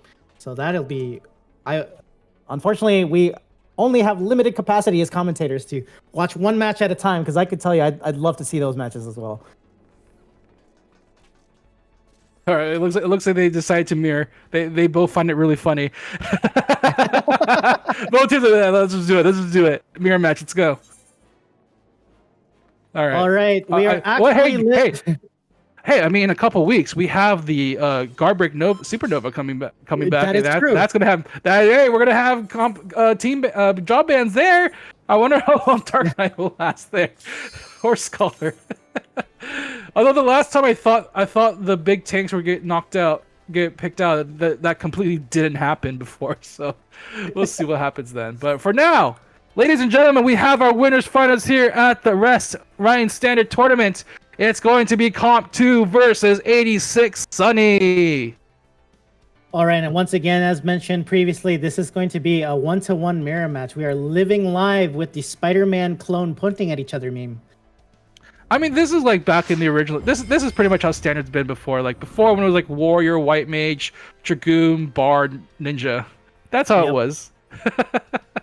and then Dragoon slightly switched off to Sage sometimes because people found out that having Sage was really strong at the end of Endwalker. So yeah. All right, once again, we are starting in Polystra here. A very standard and stable map here. Very fair map with no mechanics altering gameplay in any form. The gates opening soon. What do you predict will be happening here, Teammaker? What is on your mind? The big thing is how they're going to answer each other's aggression. Both of them are... I'm actually very curious if they decide to just try to run at each other. Because both teams are very good at like changing their targets. So if they can like bait who they want to target out, force all the shields and stuff on them, and then switch targets immediately to someone else. But I'm gonna see how this is gonna go. Running down the steps. We'll see what happens here. We see Expedience go out from one Oh team. my god! Oh, there's the second Expedience. Damage going out. We see Emmy Meow taking a bunch of damage here. However, they have Payon and... Yep. Immediately the counter says... Yep. Both we sides. do see that. Is Emmy Meow able to make it out? I do believe so, actually. They are still being followed. However, they have access to quite a few pots in the back line. Yeah, so both... Ooh, Tomokote, they gotta be a little bit careful. He is gonna be able to run away. Gets the ground pound just in time there, so both sides gonna try to lay off each other for the time. Actually, it's going to be Jay Vermillion! Caught out! Scoured! Dead! Jay Vermillion went too far in, and now they smell blood. 86 Sunny looking for some kills here. Trying to see if they catch any stragglers. If they catch Toma, that would actually be really huge, but... Nope, not yet. I mean, Meow gonna run away just in time. And now it's gonna be a slight. Oh, Meow without any resource. Lead. Nothing followed up upon. They have plunge. They have no guard. And they are getting removed off the field. Oh, the trade, though. Perfect trade. We do see the the hitting 48.8%, not exactly touching 50, but that still is an impressive lead. The fight's still kind of just going on here. We see Salted Earth pop out. Jay Vermillion getting removed here. Ice kind of being selected as a target, able to make their way out. They are being followed. Are they able to make it to the pot? They just need to get a little bit more young and just in time. Again, the trades. These teams are so even right now. It's actually kind of nuts. The fight now kind of looking for more Ellie memes. Ellie caught out in the little... Oh, gone. Well, no, even though on the other side, I was able to catch him out. My goodness. We do see the fight kind of trickling its way back over to the crystal. We see Middle of Vu kind of trying to go for the pots up on the stairs, using their damage as they're backing off slowly. The point having not really moved any further beyond this point. We see Jay Vermillion and crew kind of just propping themselves up for the next engage. They're going to get ready to go for very aggressive with the limit breaks. They pop the bar limit breaks. They're going to try to go in and find an opening. There's sustained limit breaks going on. We see Jay Vermillion going in. Skull limit break goes off as well. They see Buzzy though, but Buzzy is taken out before he can build up his limit break. He doesn't have Meteo. Oh, we see Middlevu using their LB as well, not really able to convert that into a kill, however. Jay Rebellion still being removed though, just from sheer willpower. Oh my god. Neodymium having guard and getting plunged as well. Neodymium having no guard, kind of trying to make their way towards point, make it a quick death here. Crow Meow holding point, making their way towards the pod and trying to find an escape. Back at the spot. These trades are insane. They're happening one after the other. They catch it. They catch the Meteo though. The delayed Meteo from Buzzy Wuzzy will take out Emmy. And this is going to give them the checkpoint finally. Yep, they're back at the 50 now, breaking 46%, 50% broken. We're almost there to the full crack. 70 as the team is trying to prop themselves. All right, both Dark Knights back up. 90. They also even tied also at the ready for both sides. So get ready for a slugfest here. Ellie Meeps though trying to run away. Oh no, Grandpa though has to get out still. Keep on moving. Has to walk through the salted earth. Looking great for them right now. Unfortunately, they were able to stop it at the 92% with that kill. Tomo now kind of getting sent here. Are they going to opt to use their LB or die? Looks like they're just sacrificing themselves on the point. Just to go for the next engage. Yep, we do see a lot of push up here. Pro Meow wise manning the point, trying to take it to the 50 while a whole brawl happens at enemy base. We do see what's going on here. We have Emmy Meow. Buzzy was able to thunderclap out just in time, but is that gonna be enough? Ooh, he still lives. Gonna go on in, try and see as much damage as they can. The rest of the team making their way back up. They've all respawned. They have to get out now. Oh, Javerman getting cleaved by the Dragoon LB here. Are they able to convert that into a kill? However, he gets his LB off. Yes, there it is. Oh, he gets LB off, but he does get traded off with Tomokote as well. Buzzy still having their Monk LB live and ready to go. Ice taking a lot of damage here. Oh, right. They can see Emmy. Emmy's dead. Oh, that's also going to be pressure off the point for now as well. That gives them some breathing room. We see another person dropping here. Very well done. Neodymium getting another kill out. We do see the fight kind of just coming back to point once more. A lot of people on speed lane now. We see Crow trying to take the speed lane to find their exit. Getting chased, however. Yep, you see the aggression. Do they have the resources to get out? Chromion doesn't have any MP. Does get the ground pump, but still no MP. But they have to left out the aggression right now. Middle Ovu in a lot of danger right now. Trying to get through, but gets scoured. Still gets the pop just in time. They're running towards the final pot up the stairs. Are they able to make it? They are able to make it. Jay Vermillion getting counter sent here, having a lot of the debuffs placed upon them. Let's see if they're able to convert that into a kill. Doesn't seem like it. Looks like they found their exit, and we have Buzzy Wuzzy, however, being the one removed instead. Up again. I mean, Meow just going with the chase, and they see another one. Ice in a lot of danger. Down, yeah. We see Jay Vermillion, no MP resources, getting removed now. So they are able to take some pressure off of the DPS. Tomo in LB, trying to just maintain what they can. We see Crow running up the speed lane. Middle of Vu having LB, Payon, and their guard running out of precious seconds here. Middle of Vu not having gone up yet. There they are up in the air. Let's see who they decided to land upon. They got Crow. Yep. That's a good start. In a game as close as this, the number advantage really matters, especially now that we're Emmy Meow's gone. 3 down. Oof. 3 down on the side of 86 Sunny, and now they have to go back to checkpoint. Man, they have 92% to stop. The 8% to stop here. Can they do it here? Jumping on in with solo HP though. Jay Vermillion trying his best, trying to find open. Not going to be enough. Unfortunate. Buzzy Wuzzy, however, is being the attempted trade here in this regard. However, they are able to get out, even though they got chain stratagem placed on them. We do see that I'm Alive is being pressured as well for having an LB going up in that. Yep. So it looks like they will not have that for the next engage, but it did buy them some time here. Time is all that matters. So you can build up that limit break really fast here, but it doesn't matter. Yep. Very well disciplined sync right there. We do see that I'm Alive is also getting sent. We do see that on point. Tomo having their guard correct. Are they able to convert that into kill? Gets the pot. Oh, here we go. It's going to be Emmy's turn to pop the Eventide. Trying to see if they can get any aggression going with this extra damage here. Can they find anything with it here? Chasing on. They see Tomokote. Tomo doesn't have a break yet. Oh, is it going to be enough though? Oh, just in time. But the trade again onto Jay. And now Jay dies. He still has media when he comes back. But again, more delays for this team. We do see Middle of Vu with their LB coming up, and Buzzy Wuzzy coming deadly close to their LB too, so it might have to be the pressure placed on them. If not, they're going to pretty much get a free kill with Buzzy Wuzzy kind of just sending their LB out. Oh, yep, there it is. That kill. And we still have Middle of Vu here with their guard holding on their LB. Will they go up for survival, or will they just allow themselves to go? No, are we in for like 5 15-minute bangers in a row or something like that? Is that what's going to happen here? It could possibly be it.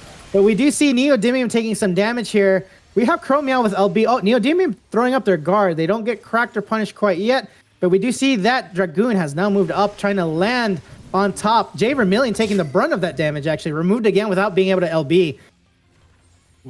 They got to be patient with that little break. I think it's fine to save it for now, especially now that you're just fighting to survive at this point, just trying to live out these next couple 8 minutes left. The point they gotta be careful. They're almost on the point. Neo taking so much damage. Whoa, so much cleave. Using their LB to basically maintain like heavy pressure on the point. We do see now that like we have not touched 50 quite yet. We're just at the very crux of it. I'm alive going into guard at this point. They're gonna have to go up because they got guard cracked. Will the poisons kill them in air? Will they be able to land? That's the real question. They are able to land here with just very minor shield here. Oh, however, so close! They got the ground point! They spawned right on time, but oh man! Really impressive. Now, there you go, 2 kills. Very nice clean there. Oh, Buzzy even getting the meter onto Jay as well. Jay's dead! Able to get with the crack, that 8% finally cracking up. That was a very, very impressive match between both teams. Small moments like that just make a big difference there. And you see Tomokote just able to get off the aggression much earlier than El-Melloi could. And again, with that, it just snowballed from there at the very end. Again, yeah, but man, very punishing plays on Jay Vermilion. You know, he had LB for quite some time, unable to really, you're overcapping at that point. And then more importantly, every opportunity you're trying to get in there, you're just getting like hard pressured. It just feels like any moment it can just swing either way. But like it becomes a game about numbers at the very end. Just keep yourself up at just the right moment. You have to just not let one person die. Whew. All right, it looks like we have our next map as well. Bayside Battleground is going to be our next map. So hey man, if you want to see more aggressive fights, this is the map for it, man. Definitely, this will definitely show like whose tempo can take over. All right, we are queuing in for Bayside, going on vacation once again. Whew. Okay, this again, it's just gonna be just about these small moments, these small like decisions about who goes on who, and it feels like a lot of it really does depend on like which Dark Knight actually survives these confrontations longer. Yeah, no, I do have to say it's all a matter of just that discipline in the burst, just using like both like Dragoon and Bards. It has to be in that very same instance to really like remove someone's HP near instantly. We saw really perfect example, Neodymium near the end, like, he's trying to run towards speed lane and then boom, like health gone, right? All that was left was a pair of smoking shoes, simply because of that like really oppressive instant damage that can come out between Dragoon and Bard.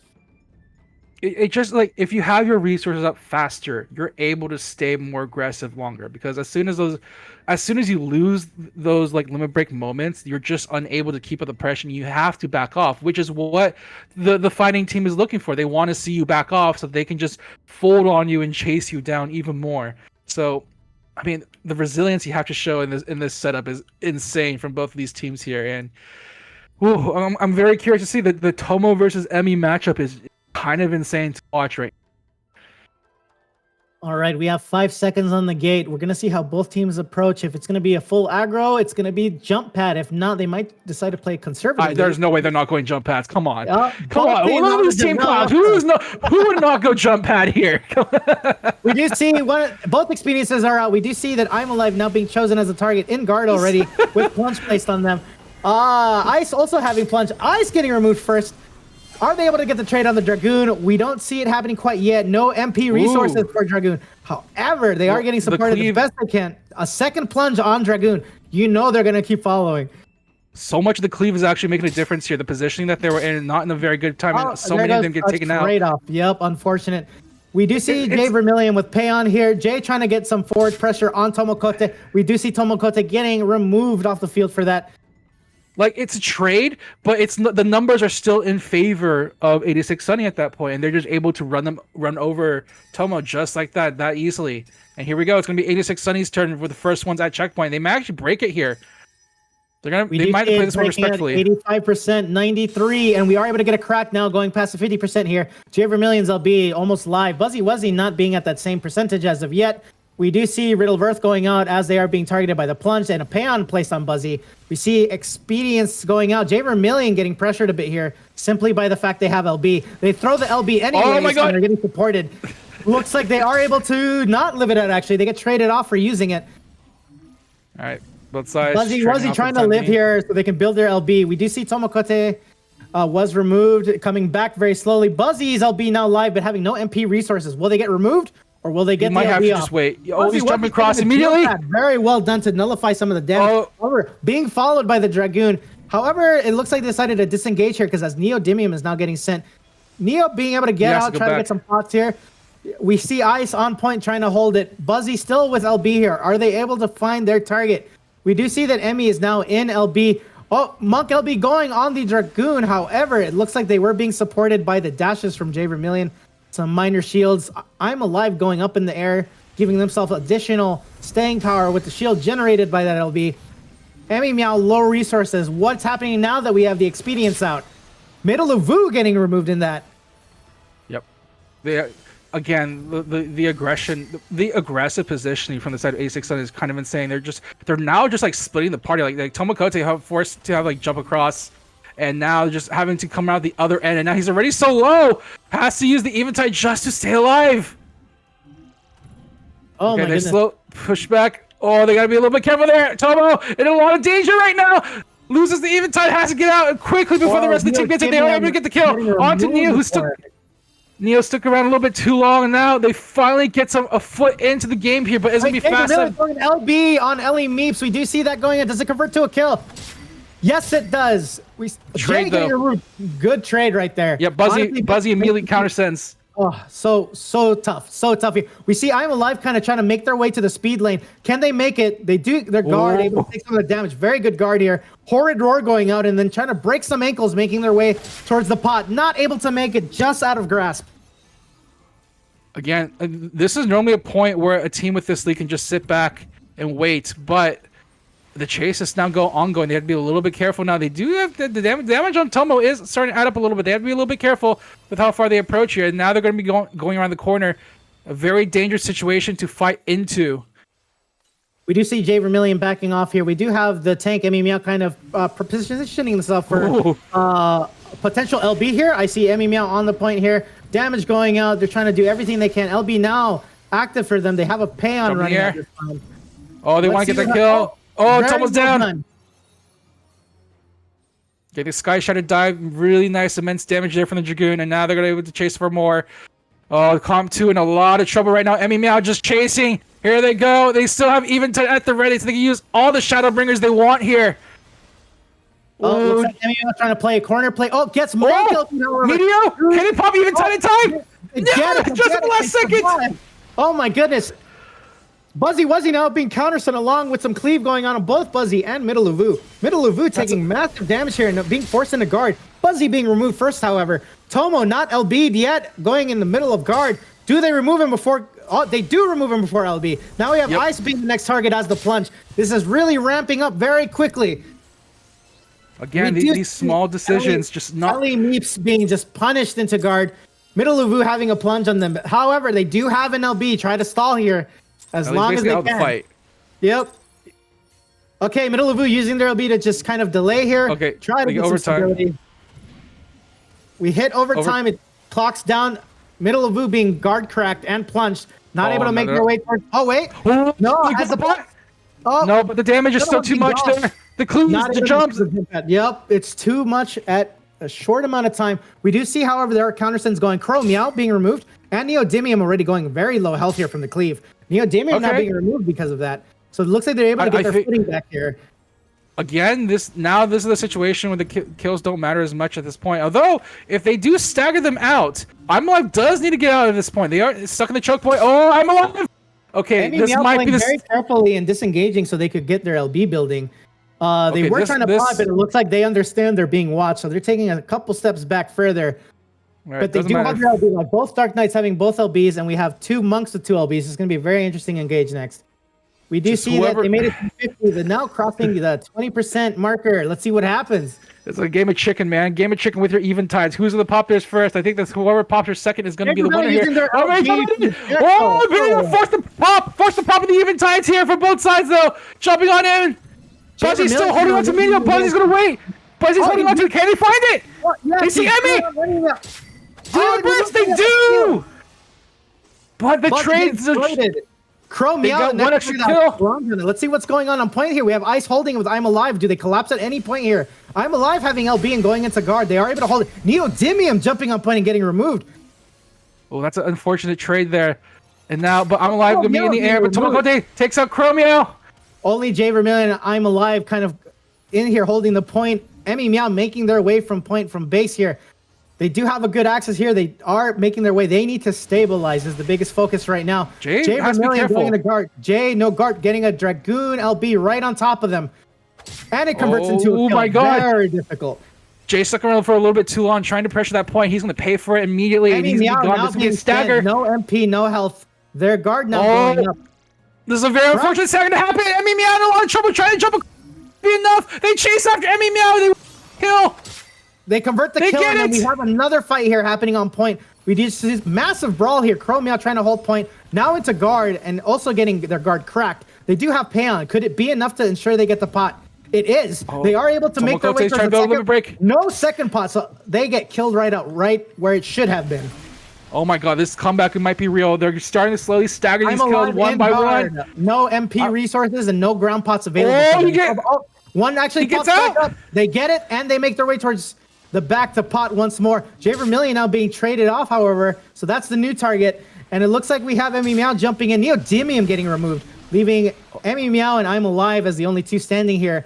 Crow Meow making their way back, hopefully able to support their Dragoon into another LB. Fairy goes down, providing the much. Step. Okay, I'm Alive. Do they go up?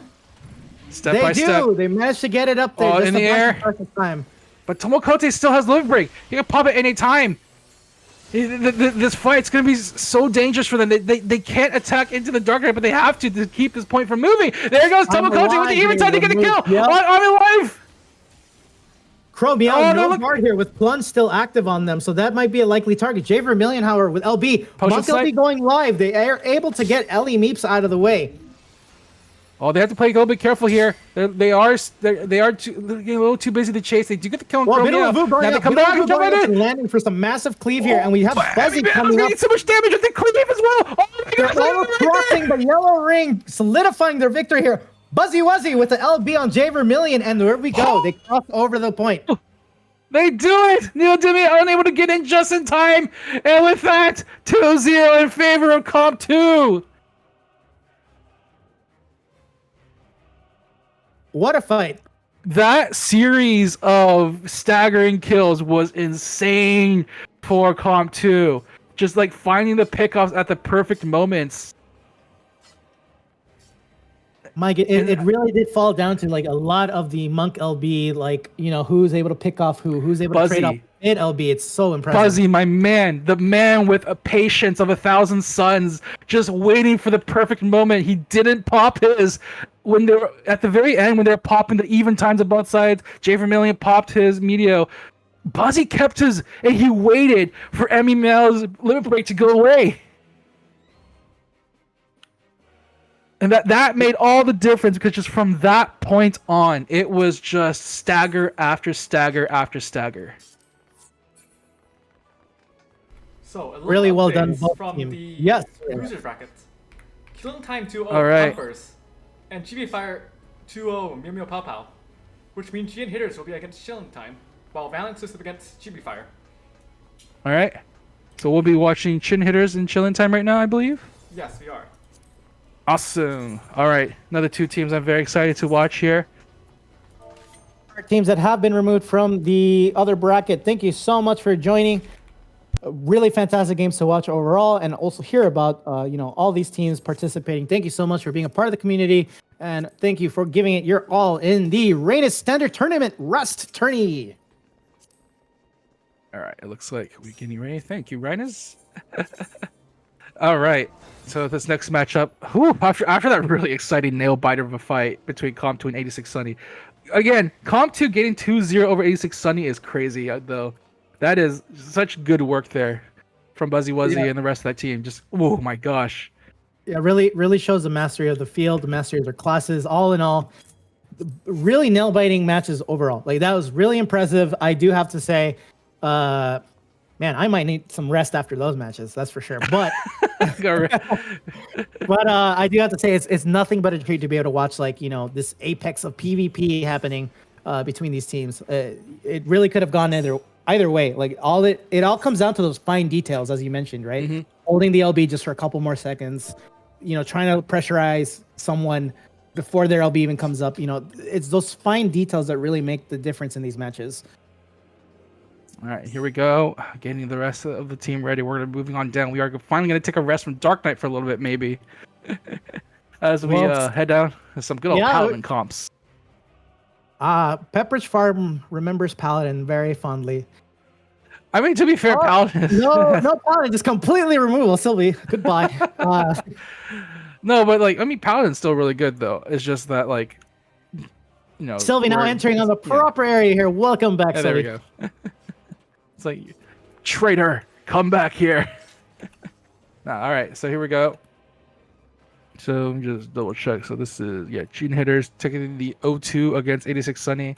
Probably don't have to worry about the aggression from Chillin' Time as much as they had to do before. So this composition will work very nicely for them. But I'm very curious to see what Chillin' Time does because they are a rather flexible team. So, I mean, you'll still have Finch on Black Mage, right? For sure. I'm certainly hoping so. I've seen Finch play other classes. He'll bring the Picto. He'll bring Sage, I believe. But I want to see Black Mage for sure. Mm-hmm. Yeah, this is definitely a kind of environment where the Black Mage can definitely shine. But I mean, you are fighting Monk Paladin, so it depends on how spicy Cheating Hitters wants to get with this composition. Okay. And with Bard and Picto, they don't even need the White Mage Laser to confirm a kill if they have a Monk LB going on. All they need is just whatever burst they have available to them, and it'll convert. I mean, whatever order you do it, it's basically a confirmed kill. White Mage into Monk or Monk into White Mage. It's always gonna be someone is going to die if you don't cover them. Absolutely. But even then, if you have the Monk LB, just the raw damage from Bard and Picto, they wouldn't have to burn a White Mage LB to secure kill. I think just that raw DPS would really handle it, no problem. I am interested to see what Chillin' Time decide to bring into this one. We saw them. All right, we have immediately the crew rolling in. Yeah. Oh, we are seeing Kyrie on the Red Mage. It's gonna be Sanguinius back on the Paladin. It looks like from Scholar to Paladin. Here we go for this one. This is what we see. This is what he usually plays on this composition on this team. And they're bringing Mia Moon's Samurai. Ooh, there it is.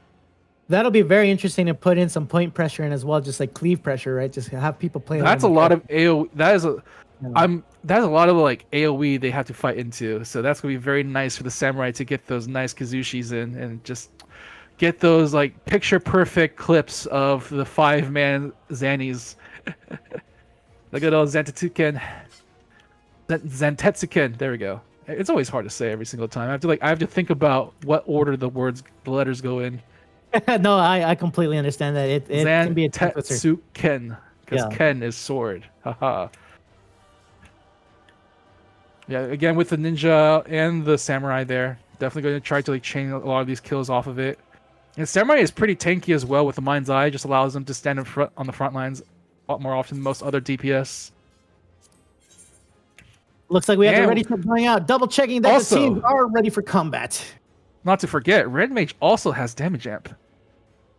You are right. That will damage amp and a big old heal limit break. So a lot of support. Usually we see Red Mage in more big supporty comps for sure.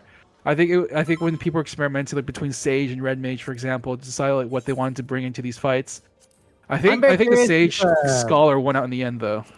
I'm very curious if basically if you're gonna try to use the Red Mage LB to use as a hard counter to the Monk LB once they're in place, basically, because they are locked down for the 3 seconds. Pop the Southern Cross. Yep, and then double damage right there, right? So double damage, double heals. Yeah, for whoever we get targeted. You're also playing a Paladin too, so you have a chance to cover whoever's getting hit by Meteo. Especially if the Afflatus doesn't land the stun on the Paladin and that he's not the target. So We're gonna see how this one goes. I'm very interested to see how this lineup goes for Chillin' Time. Again, a very flexible team. So this composition might be what it takes to help them move on forward. But cheating hitters, though, never count out cheating hitters, no matter what. Let's see how this is going to play out. Looking at the portrait game, everyone having some fantastic portraits here. No real DMVs. So good. Everybody ready for their All right. passport photo to get to Anaheim, California for FanFest next year. All right, Sarah with the monk. We have Pio on the bard. So pretty standard composition on their side for all things intended purpose. I am definitely curious to see how the samurai red mage is going to go for them as well. I agree, especially the interaction of Southern Cross. I'm very excited to see how that's going to be used. It's also like a very good for chase as well. Just the core with the damage amp. Well, let's see if they can find any nice pickups here as we go into game number 1 between cheating hitters and Chillin' Time. Both teams right down the steps already. A lot of dancing around here. Footsie game. Trying to maintain some safe distances while planning what they're going to be doing based off of resources. We see the Picto Shields already going down here. Oh, Miyu just up front has the Makio. We see some damage on Sylvie. Sylvie forcing a guard at this point. Oh, and guard crack as well. Oh, you have to send on Jehuti immediately. Oh, Jehuti getting removed. Can they trade off Sylvie, however? Sylvie kind of here trying to fight their way up the stairs to get the pot. They are able to make so gets it even through polymorph. People, yep, a lot of people still on top of them. There's Sheltron going up to try to buy them more time. Yeah, it's going to be Sanguinius who unfortunately gets out. Sylvie makes her way up, manages to survive, and finds their opportunity. Oh, actually, not to pot. They are going on the aggressive here to make sure that kill got finished. Sylvie making their way at point once more here, having low MP resources. How will they address that? Oh, Kyrie, triple stunned. No ground pound for them either. They're going to snipe it away from them. Sylvie being reset here for having no MP resources, getting removed off the field. No guard there. At least allows their teammate to get the full elixir. However, on a trade, we do see Finch's LB going live. Koyaki Nishimon getting targeted or cleaved in this particular case. Now targeted and being followed, getting lasered by Finch Curador. We do see Nobi, low resources here, trying to make their way towards the speed lane and still maintaining some kind of fight. Finch has to be careful. He's stuck out. Oh, guard. Can you get to the pot? Sarah sniped it. Oh! Like 1 HP snipe on the pot. I can't believe it. Nobi got covered. However, he's running away from his paladin. He bought him some precious life, but he still got removed off the field. Oh, this is no MP here, trying to make their way towards the stairs here for a pot. Able to kind of make their way out into guard. Garfield Prime being kind of collapsed upon here. They are removed. They are going to at least hit the checkpoint and delay things just a little bit there. So sacking the teammate, making sure that the tower gets delayed just a little bit there, forcing Chillin' Time to make the long walk. And they got to be careful. All right, they're all setting up around the corner. They have so many limit breaks. They have Choco Bastion. We have the Bard limit break. We have Phalanx. We have a Flatus at the ready with a stun. Here we go, popping the final little. I keep forgetting what the name of it is, but the Bard limit break, getting ready to drain some MP. See Miyu Moon throwing Cheatin' up. Do they have any Cheatin' hitters? We don't see the LB getting really used. More for pressure. Sanguinius here in guard already and being forced to use their LB for survival. Are you really going to challenge the cheating hitters to hit Cheatin'? Are you really? I've seen stranger things, that's for sure. But we're looking here. We have Sanguinius on point here. Their LB now officially running out. They use Sheltron, but Finch getting removed. Trades. Massive trade. Sanguinius kind of having to run their way off now. No MP resources, no pots available to them. I don't think it's actually been mentioned by either of us, but that's Finch on the white mage, by the way. I think that just completely escaped our notice entirely, but it doesn't matter to the cheating here. It doesn't matter if he's black mage, red mage, green mage. That's going to be a dead mage for all things considered here. Valid. We see Kyrie here with LB Miyu and Jehuti, both LBs. How are they going to end up using? They touched it. Someone touched Cheatin'. And there we go. We're putting more pressure on Koyaki on the speed lane, trying to just shoo them off so they can get control of the crystal. Yeah, that Zanny stopped the aggression of attacking immediately. They saw that and they're like, okay, we gotta get back to wait for them to respawn. Don't want to fight into this when we don't have to. They still have lead here. Are they gonna hold on to it though? Do they want to try? Sylvie gonna drop our force. Silence! Whoa! Immediately silence, can't guard! Jahidi was removed off the field, but Kyrie as well fighting here with mid MP resources. Sanguini is trying to survive as well, making their way towards whatever pots they can try to find. However, not really having much ground pots available. They are able to back off, however. Oh, but gets killed right in the end. And Pot on the stairs just went live too. We do see Choco Bastion going live. Nobody trying to provide some sustain for the rest of the team. Finch. Which actually did help quite a bit in absorbing some of the White Mage LB. All right, they gotta be careful. They do have Sylvie back with the cover as well. Oh, they're playing this one a little bit fast and loose. No guard on the cover there, but they still get the kill nonetheless on JD. JD just trying to find that moment to get the Seitan, but not fast enough on Sylvie. Eden Hitter is able to regain control of the crystal here. With 10 seconds left on the clock, this puts them at a point of advantage. Oh, medium into the limit break. There it is. That's what we were looking for. 3 seconds until the clock. Mew Moon making their way onto the point, however, taking massive damage, being forced into guard. Out of guard, they're just going to take additional damage and get removed if they can't make any pots. There you go. Out of that leaves Jahidi and Finch as the last two standing. Finch having their guard cracked and being removed off field. Jahidi being the last one standing here. How long can they last? It's like, wait, where is he? Where is he right now? Why is he still here? Burning their guard here. There's no crack going on. Caleb long enough. Oh, no. Unfortunately. Oh, just in time. Oh, look at that. Well done. Really, really well done. Jumping around. Kyrie Rune taking advantage of it. They shuffled just in time for Sanguinius to get there, but he doesn't have Phalanx built yet. He's going to have to play crazy here. Yep. Oh, wait, he makes it off a speed lane. Really well done. However, he is getting chased. No, they're chasing, though. Ground pot. Oh, he missed the ground pot. Really well done. They stunned Sarah as well. Garfield's going to be stunned just in time. They had to use the limit break just as Mew Moon guarding on point here. They have LB, though. Cheatin going up now. Does anyone touch it? Who touched it? Anyone touching it? See a bar touch there, but it does not convert over into a kill here. Mew Moon getting pressure to be able to use it. You know who did touch it? That Meteor Drive sure touched them. We see Sanguini is popping their LB, providing some sustain for them to maintain on the point here. Jahidi with LB full here, but not really using it quite yet. Kyrie getting pressured now. Ooh, Kyrie though. Kyrie's a little low. Yep. We'll see if they use their guard. They did use it and they got killed. Not able to get their LB out. Oh, the Southern Cross is so huge. Well, then Jonathan though gets a Seitan. Oh, they get the counter kill. Sanguinius are going to trade out their Paladins, but that's going to be Paladin down, especially one without failing. This might be a moment for them, but Finch looking very low, trying his best to stay alive as long as he can. We see another cheating on him. Does it? No hits. Doesn't matter. Damage is there just in time. Unfortunate. Mew actually getting the kill on Monk. Zontetskin really proving his worth just being a pressure tool. All in all, Sylvie's coming back. Kind of hanging in the back here. Let's see if they use their LB for any kind of protection. There it is. Southern Cross going on to Finishimon. It looks like they aren't able to get that conversion on kill though. Fight coming back to point here. Jody kind of throwing Doton down to there. Oh wait, the timer running out here. No, they're still on it. Really good cycling happening here. Jody on point here. However, they are fighting on top of the Doton. Oh, they're coming just in time. Really no, it doesn't matter. What? No. He ran just out of range of the cover for that 1 second, and they got the damage tick there just in time.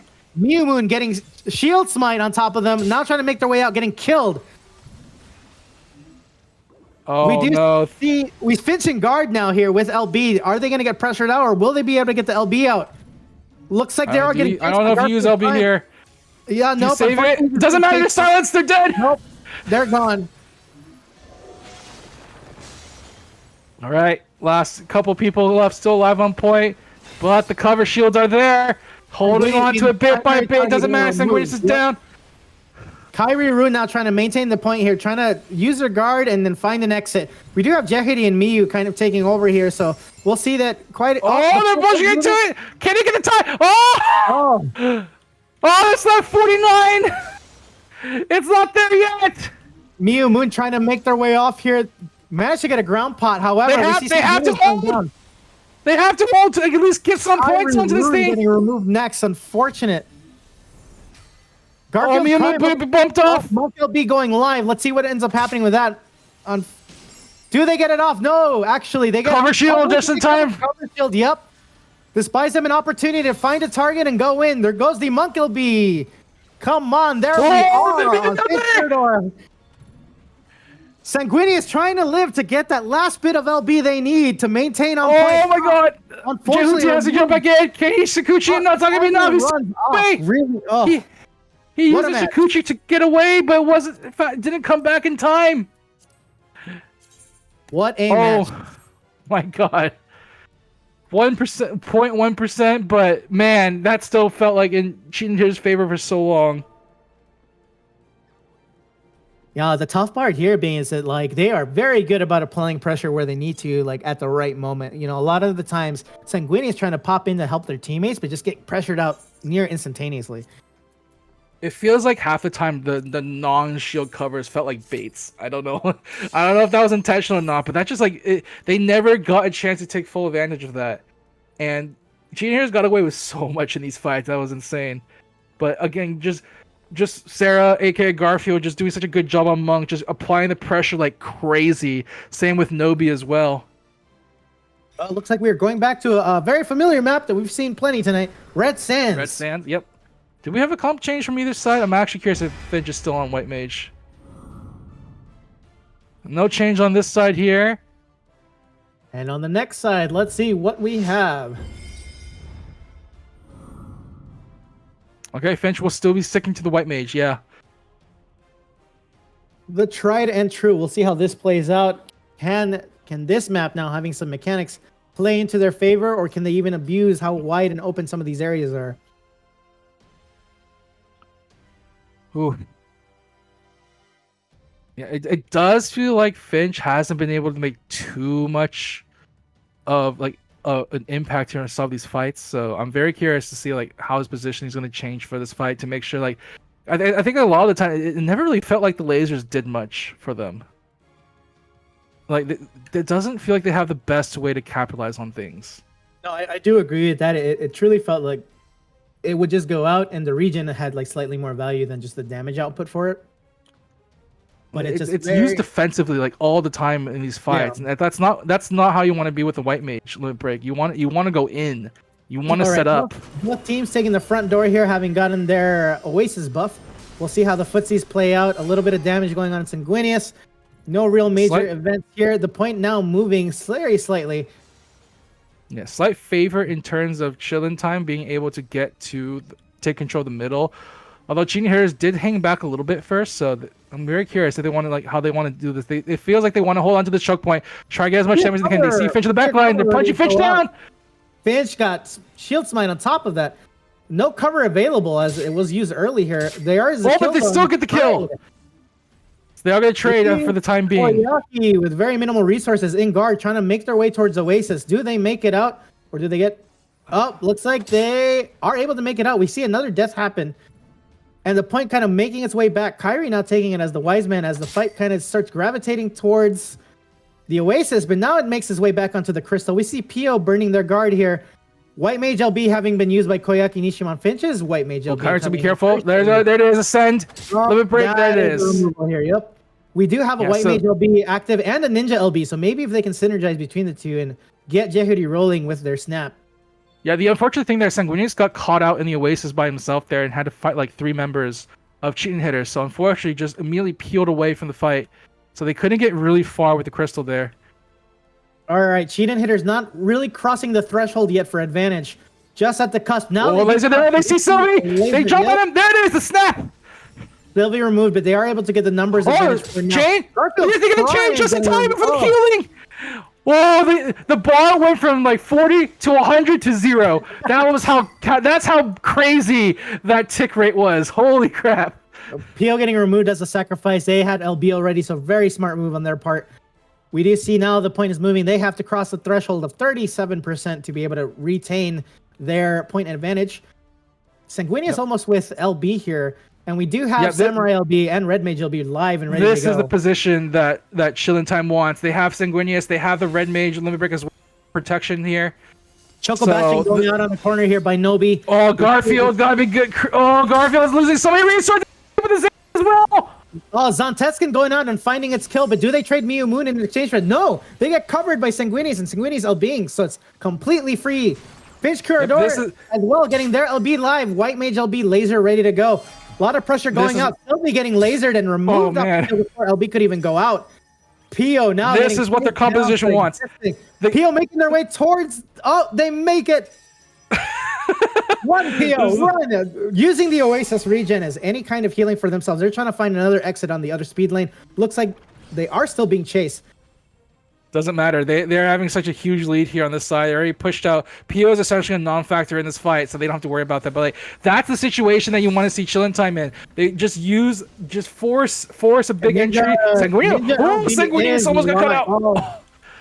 Ninja LB live while the heat wave is ticking away. This might end up helping them out here to get a little more pressure to get their LBs here. Pio being sent again here into guard. However, they do have Payon and some support here. Oh, they're looking for the snap. There's a snap. Point moving at the 96, 97. Oh, it crosses to the 100. That solves that. Yeah. So this is what their composition wants to do. They want to get an entryway with me in the chaos of a fight. Get the Kazushi on somebody. Get a lead with an instant kill Zanny, and from there on, just wear them out completely because you have Phalanx, you have Southern Cross on your side to hold things out, and just like that, Chillin' Time puts one on the board. Interestingly enough, I believe this actually makes it our very first back and forth. Yep, this is the first time we ever go to a game 3 in this tournament. I mean, these are the two teams that's very appropriate. I thought it was going to happen with Comp 2 and 86 Sunny, but no, this is the one that gets the first third game. We're now pending the Cheatin' Hitters map decision. So now they have to be very careful in these scramble situations because Miyamoon is more than willing to get Cheatin' ready, especially when Zanny's up. So they have to play this one very safe. Looks like Cloud9 is a chosen map we'll be moving forward. C9, a very fun and chaotic map. This is also a map where it can kind of tempo can get out of control very quickly if you are able to play aggressive. A lot of corners to play around. Big hallways for them to chase. And you have the unpredictability of the tornadoes just in case someone gets caught out. But again, they have to be careful with these fights, man. You have to always be aware. I mean, they know themselves. They're called Cheatin' Hitters for a reason. And unfortunately, they hit Cheatin'.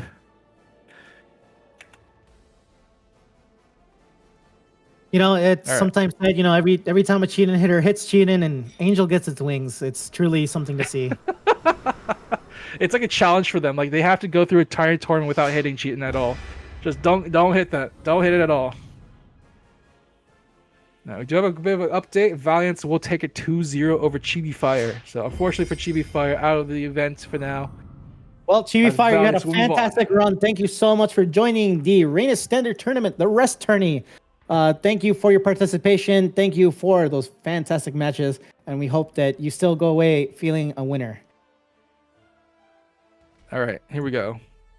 No switches on either side for so far. Still sticking with the same game plan for both sides. I'm very curious to see how this is going to go for them right now. And I think this time they did a much better job of staving off Sarah's aggression. I think in that first game, like they had a lot of trouble like dealing with the monk. Now they're playing a little bit more safely. They're using the scramble to make it easier for the monk to hit something errantly. And getting that instant kill on somebody is the goal. Just start the fight out with strong numbers. Both teams taking the wind tunnel to make their way towards the crystal. We'll see if it's going to be a fast engage or are they going to play some footsies first again. Ooh, they're going to go very aggressive here. Very aggressively, yes. Already forced into guard. Yep, Mio's feeling themselves a little bit. Just getting a little bit spicy here. The front lines here. Sylvie also going to just get poked at just a little bit. Going to be forced out the guard as well. That's actually a guard shield down.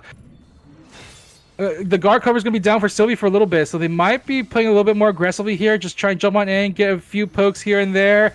Ooh, but the laser, they got to be careful there. Is, however, taking a lot of damage here. The Sheltron now being cracked, however.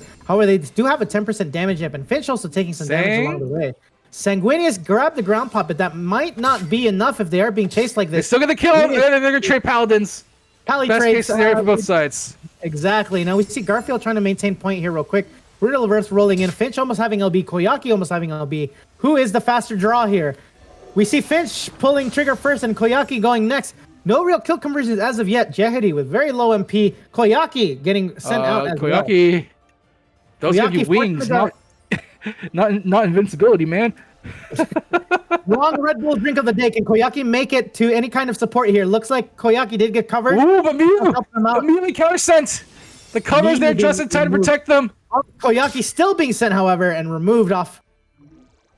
We see the point moving once again. The crystal kind of being the focal point once again. Sanguinius burning their guard. We see Jarity taking some damage here. Jarity having their LB ready to go. They need to be cross. Nobi getting their life goal. It might be the target of the Ninja Snap. There it is. Nobi being removed. And Sanguinius being traded off. Sylvie is still here with no MP resources. They need to find their exit. Trying to find a more. Garfield just punching on through. But Kyrie able to get the shield proc in time. Goes for the core. Getting the chase on. They do see Sylvie. Lower resources. Laser beam goes. Is it going to be enough? Can they get the kill off the Paladin? They can't. Sylvie coming back into the fight, not having potted, just going ready for some damage here. Oh, Mio's in a lot of Jehuti's in a lot of trouble as well. We do see in 3 seconds the mechanic kicking off. A few people trying to aim for a feather here. Oh, Garfield he got into the chocobo feathers. Oh my god! Oh. Just cherry on the side. They even get the Phoenix right on top of that, protecting Garfield. Holy crap! What a play! And we do see Zantetskin not converting to a kill, and as well as the death of Mew Moon. Oh, this is what they were waiting for. The patience is one off, and now they're gonna go full on in towards the checkpoint. They have control of the corner as well. Oh man, things looking good for cheating hitters here right now. All right, here we go. All 5 members of Chillin' Time making their way forward, but the checkpoint will be cracked. Choco Bastion dropping on down, providing nice little forward momentum here. Trying to see if they can stay off the damage as well. And Garfield just going on in, looking for targets left and right, but Sanguinius launches the Phalanx, and now they're looking for more PO. Fang takes off Fish before you get you. And now they have the numbers advantage. They're chasing for more. Jehuti gets hit with the Meteor. Oh. Sanguinius now the next target here on point. No resources here. He's trying to make his way out towards the pot, having it stolen and then killed by Garfield Prime. Mew Moon here and Kyrie, the only ones able to really do anything about point here. Kyrie in guard on point. We do see a lot of damage going on them. There's no way they can recuperate from that. They back off and they die. Mew Moon trying to make their way here. Garfield chasing down. We do see that now guards is being used by Finch. Along with Finch as well. Fish saving them with the laser beam at the last second, but that was a very defensive laser beam to save them. Not gonna be enough. Mew still falls, and the backline doesn't matter. Yaki getting killed before their LB could even finish up here. Sylvie Chan coming back here, almost with their LB ready to go. Jarity, low MP resources. Finch as well getting covered here. Low MP resources. They're just trying to keep Finch up to provide that support. Sylvie having LB ready to go whenever they need it. And Garfield having their LB almost ready to go again. Shikuchi's out. Oh, breaks their ankles. Gets out into away from Sarah. We do see Monk have LB now. We're going to see how they end up using that. If they're going to lock anything down. They throw some damage out, but we don't see any full kills here. Mew throwing Cheetah up. Mew. Garfield getting pressured now for having LB. Unfortunately, they do get covered. And they do go with their LB. Mew Moon getting removed off the field. Kyrie now and Finch having very low resources here. Finch almost having their LB. Are they able to get the trigger off as soon as it pops back up? Oh, we do have overtime just in time there, but PO already getting the limit going. Getting the finale going for their team, and now they're just built the limit break as quickly as possible. Perfect timing for the side of cheaters. Oh no! Jarity with no MP and Kyrie with no MP. Kyrie able to elixir pot though. Jarity kind of needing to make their way off here. No pot for them yet. It might spawn and in their favor, but unfortunately was stolen by Garfield Prime. Yeah, again, this positioning every single time, making sure they don't find any source of safety here and now. Let's see if there's any additional damage their way. They actually decide to opt for Kyrie instead to prevent that LB from getting any real value. Laser beam. We do see Mew Moon coming back on field and guard though. Their LB not ready to go. Cheating going up beforehand to see if they can try to bait some people into it. If they get covered in any kind of support, this might lead to a big Zantetskin. Oh, there it is. The cover just in time for saying. Try and keep them alive. Here we go. Do they have cheating yet? No, there's no time before that can happen. Oh no! Jerry coming comeback. LB. And Finch LB. Maybe they can combine both of them along with Sanguinius to protect. Oh, they see Sanguinius. Sanguinius being sent. Does he get the LB off? He does. Yes, I'm going to say alive, and then he gets 2 kills off of that. And now Sylvie in a lot of trouble. Gets hit with the snap. JOT's there with the snap. And now they're looking for more. Peel's on the point. Peel's also going to get snapped. Oh my god! Chillin' time still hanging on! Nobi cutting their losses, backing off, trying to get some health before they decide even to move up. Let's see if Nobi hangs that point or if he just goes all the way back home. It looks like he is opting to go home. We do see Garfield. We're just waiting for everyone to come back here. They just not a lot. Don't get staggered. Don't get time. Yeah, the biggest factor will be how is Zantetsuken used. Nobi survived here. He smells weakness. We do see some damage going out here, but nothing really major. They're playing very careful now that they know that Zantetsuken is on the board here. Cheaten going out. We do see... Oh, who gets hit with Kazushi? I see Kazushi! Oh! Zantetsuken doesn't pop it. They save it still. I saw the Kazushi for a brief second there. Sanguinius having a lot of damage amps in place. No MP resources. They have to shuffle this one very carefully here. Sylvie pops the phalanx. Oh! They're going to get the kill on Sanguinius! No guard on Mew Moon either, but another cheating going out. We have one toucher, but no kill conversions here. Not going to get a kill. Unfortunately, Zantetsuken does not get the value that they were looking for, and Mew Moon gets punished for that. All right, just trying to hold on as best they can. Jehuti on point all alone, but not going to be for long. So close, trying their best to live. Doesn't matter. Now it's going to be Kyrie's turn to try to shuffle on the board. Maybe Sanguinius can come back in time. Maybe he can build a little. It doesn't. It's immediately taking them from the board, and now it's going to be Fidget. He's going to try his best to stay alive, but no, it doesn't matter. And that wraps it up. Is game. Oh my god. Well wow. You went 10-1. Holy crap. Tio bringing that stooge energy. Very aggressive. Very well done. Amazing matches. This really came down to the wire. Again, these micro decisions, like just that last second there, just gaining the pressure there. Again, shout out to Sarah. Holy crap, that Meteor right before the Choco Feather was like the perfect moment for them. That just swung the match completely in their favor.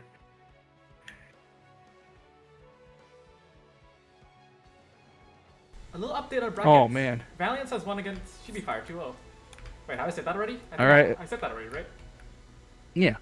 It looks like we're going to be seeing the next Cheating Hitters will be moving on and facing off against Valiance. All right, here we go. Valiance shuffling on in. Actually, no, that's still them. Are we? Yeah, we're playing on best of 3, right? Yeah. Okay. Woo, though. What a great set, though. Like, so many moments from both sides. I like the idea of what Chillin's composition was going for. But, like, again, the pressure for the Monk is just crazy. No, 100%. I was honestly surprised there at the end, too, because, like, Red Mage had LB, and they were first on point. I would have liked to have seen them kind of actually wait before getting on point, using the Southern Cross as a safety for whoever needs to rotate off. I think that would have probably been something a little more helpful for maintaining stability, like trading an LB for stability. Mm-hmm. Yeah, there's definitely a point at that last game where it could have all turned around, but again, Cheating Hitters just playing so disciplined there, just making sure they're just waiting for these pickoff moments, playing very patiently around Cheatin this time. Like, okay, the Samurai has no break, please mark Cheatin. And there was a moment, I think someone did actually get hit with a Kazushi, but I don't think they had time to actually set off the Zenny to get anything done with it. With that, there were so many instances and there were so many shields too that just went out at any moment that like cheating was like you. So Zantetsuken would go, the damage would go out even though people have touched it, but the shielding and everything just kept people up and alive to really just face tank a Zantetsuken. All right, but this time we will have a Black Mage. It's going to be Rinian sitting on the Black Mage. Pepsi Cola's ever favorite dancer here at today's tournament. So, although it looks like Pepsi got DC'd. Well, stuff happens. Yeah, hopefully it doesn't turn into another full DDoS small indie company. A quick relog in. Maybe all goody. Yeah, Pepsi's gonna relog in after the bit of a lag. But Pepsi's dancer shown to be very, very proficient here, and very aggressive as well. Maybe it will match the aggression coming out from Garfield's monk as well. So I'm very excited to see how that's going to match up between the two of them. Oh, absolutely. And we both have like very attentive paladins here trying to cover their teammates. Like a lot of the times, like the failure of the cover was just down to like literally minor ping, very minor decisions, very minor like just latency. Because I've seen some of the covers like they should go off, but unfortunately the individual dies. Or in some of those cases too, where they just happen to step a little too far away by like one yalm and they get removed. So it's gonna be a really interesting setup between like two classes that want that paladin cover to be able to guarantee that their limit break gets the most effectiveness out of it.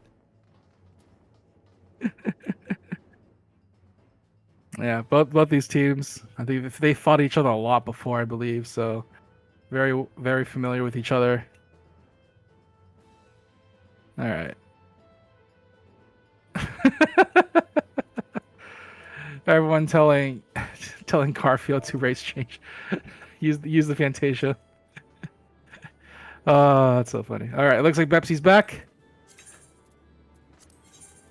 Here we go. Check has gone up. We're double checking the teams are ready to go. Once again, we will be entering as per our tournament standard into Palestra, the most balanced and fair map before we have any agency of choice into the map decision. Once again, you are watching Reign of Standard Tournament, also known as Rest Tourney. I am curious how they're going to fight against Contra Dance for sure. Oh, hold up on that ready check. It looks like Pepsi has disconnected a second time. Oh my god. No.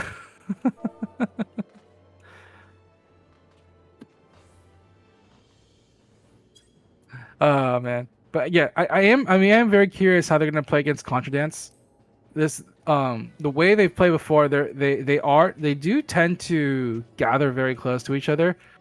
And especially with some of the maps that people have been choosing in this event, like has been very like hallway oriented. So that definitely gives more chances for the dancer to do some very crazy crowd control. So hopefully cheating hitters have a way to fight off against that. I mean, maybe this is a plan along. Just DDoS Pepsi and they just can't play. No dancer in this game to worry about. Yeah, it definitely will be a very interesting, like, in regards to, like, Monk versus Dancer, because, like, as you said, the hallway, really good crowd control, but then the hallway does also give Monk some access to just try to launch themselves, right? So hopefully that'll turn into some interesting trade-offs here. Well, we do see Bepsi rejoining us here again. Welcome back, Bepsi. There you go. It does sort of depend on like who Sarah decides to send the media onto.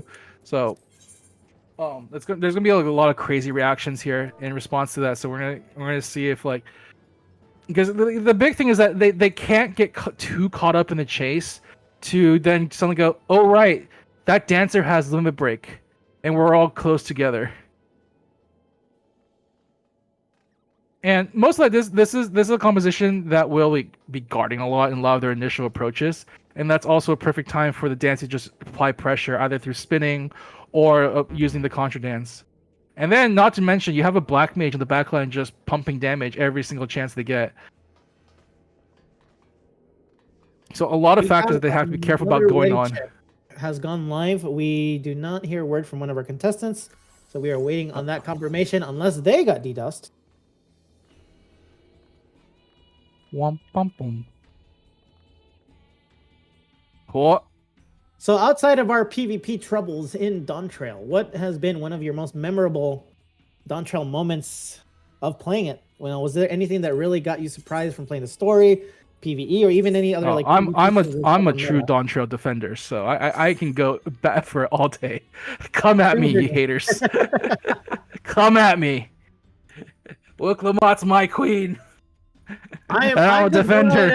I'm just glad it took some pressure off of my boy Stormblood.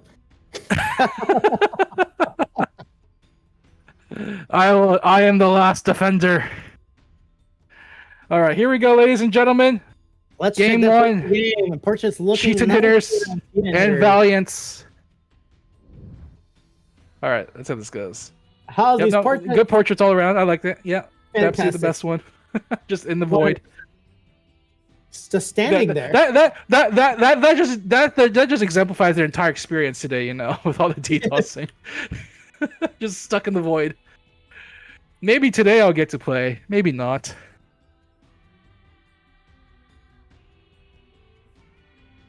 All right, here we go. Wait a minute, is that Sir Oswald without a helmet? What? Wait. No. Holy crap. Whoa, what is this? Who is this? Who are you? What did you do with Sir Oswald? Looks like we have a that's- surprise combatant here on the team. Man. Oh my goodness. So as our teams make I their know- way I down know. the steps here, I don't know how to react to this. I don't know how I feel about this, man. My entire worldview has been shaken. We do see some footsies happening here. No real combat has been engaged as of yet. Let's see how these teams decide to approach this now that the crystal is unbound. We do see that Dandy is already preparing themselves with a lot of the shielding, Bunshin, Huton, everything they need to kind of set them up for success. No, oh, Dandy kind of poking in right there, but no real conversion yet. Sylvie now getting sent. It looks like. Be careful, the damage is going to be real. They got the shield as well. That's the cover shield down.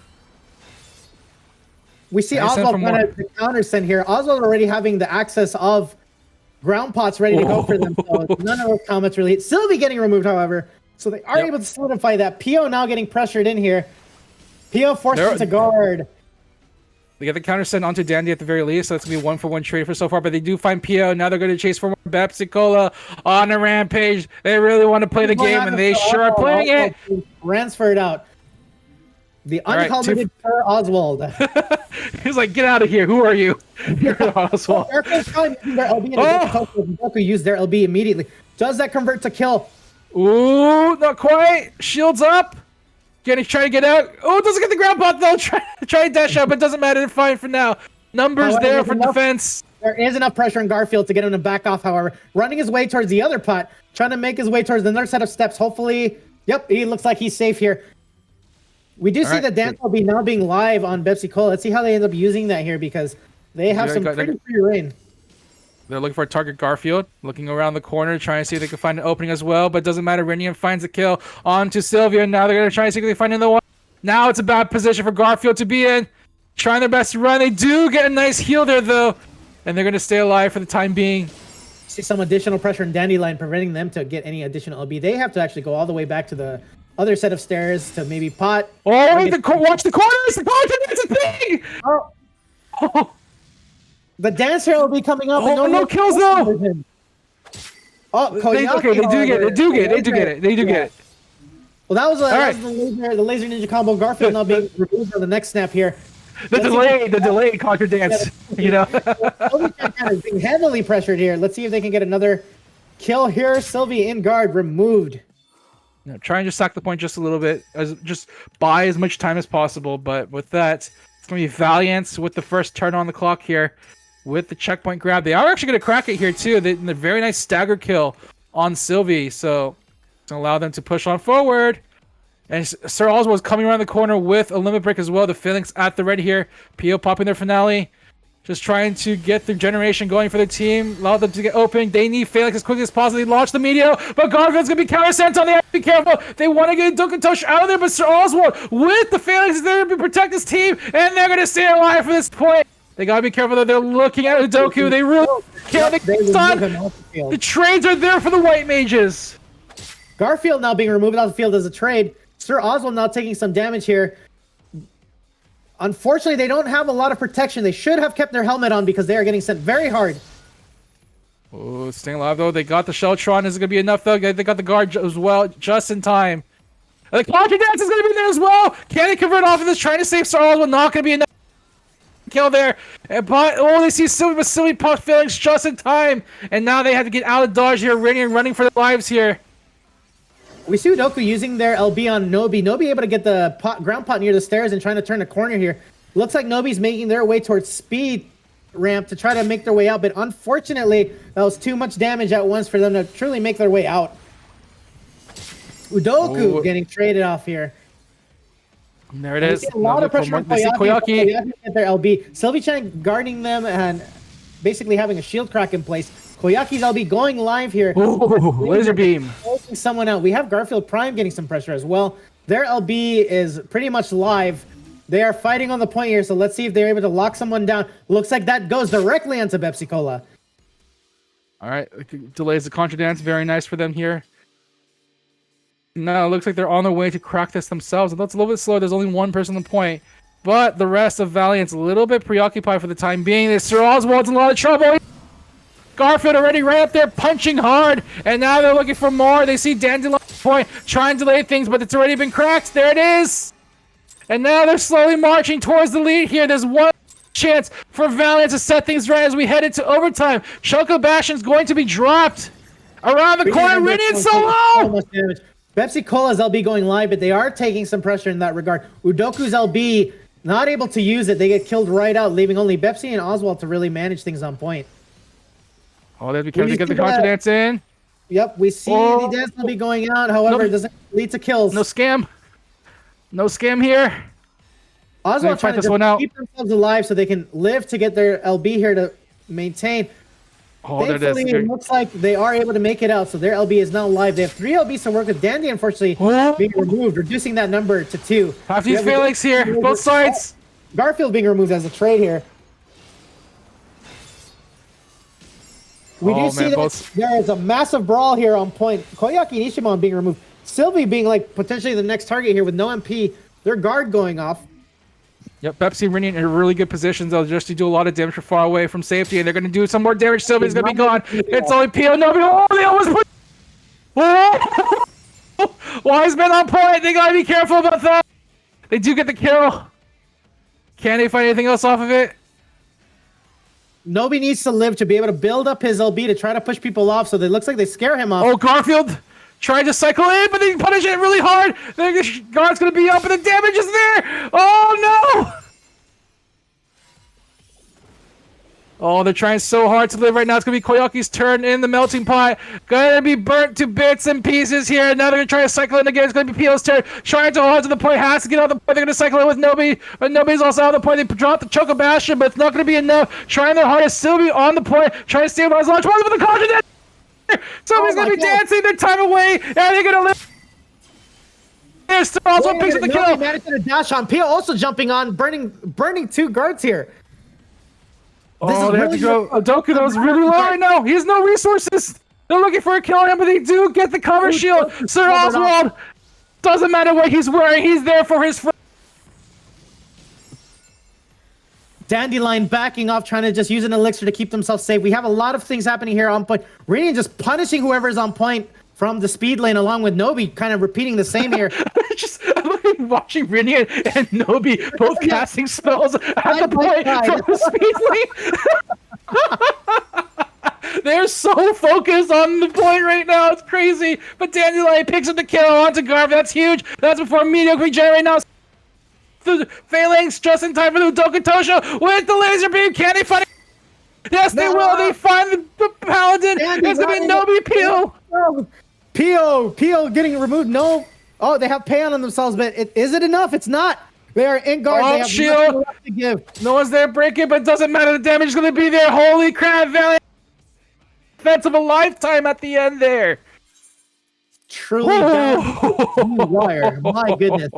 The damage from Pepsi and Rinian is insane. Both of them just holding on to that point.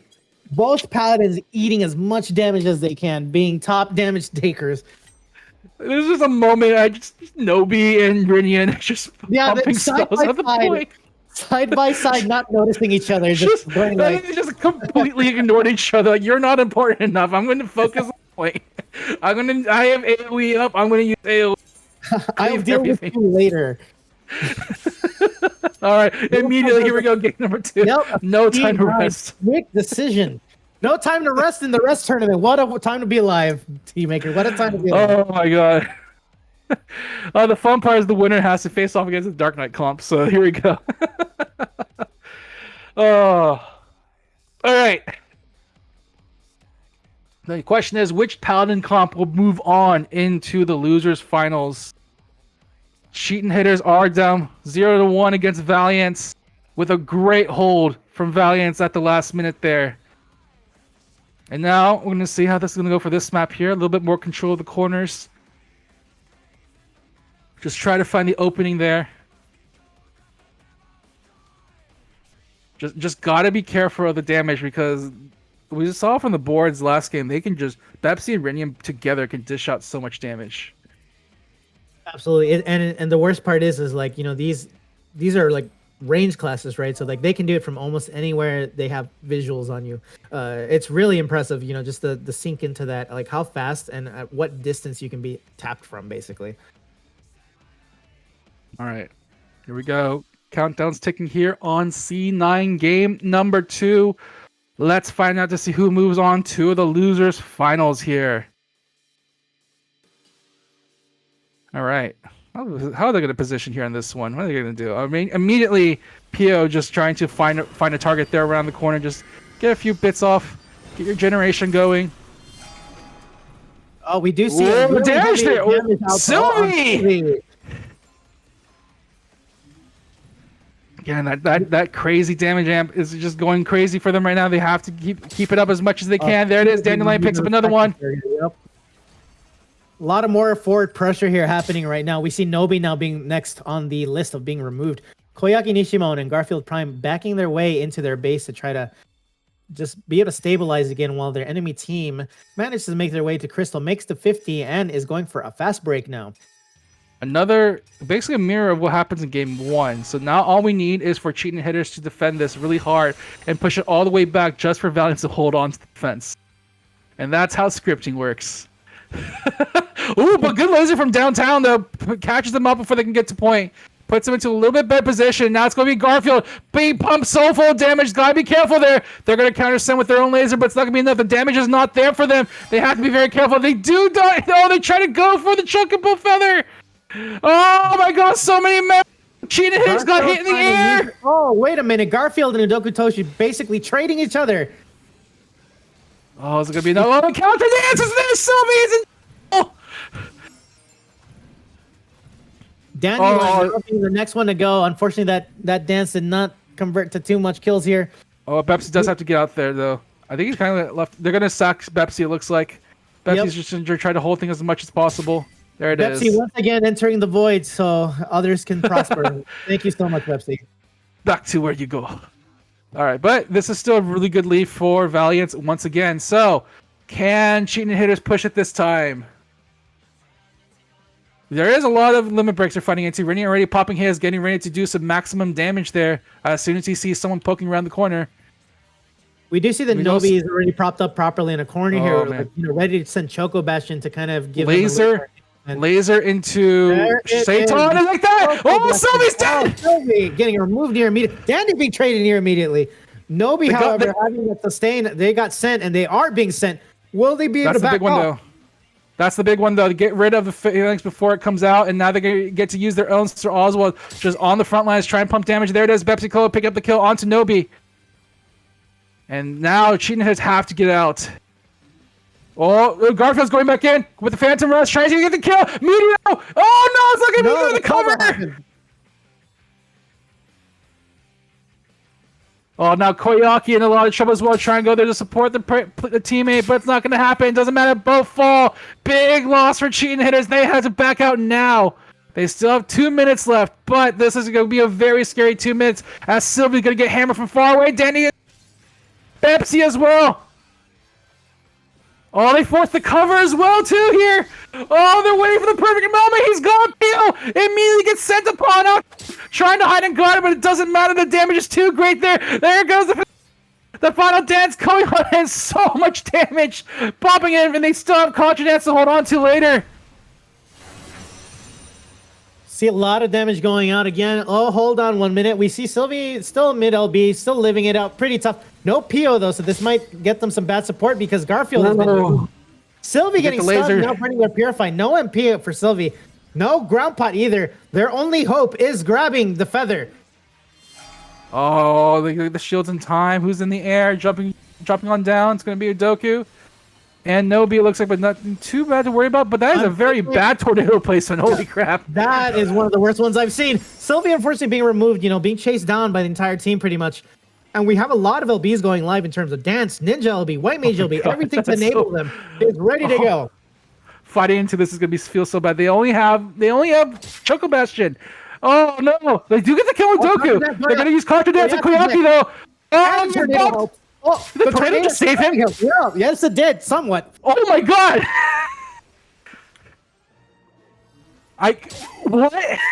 That Yoshi is P? Yeah, hello? Yoshi P?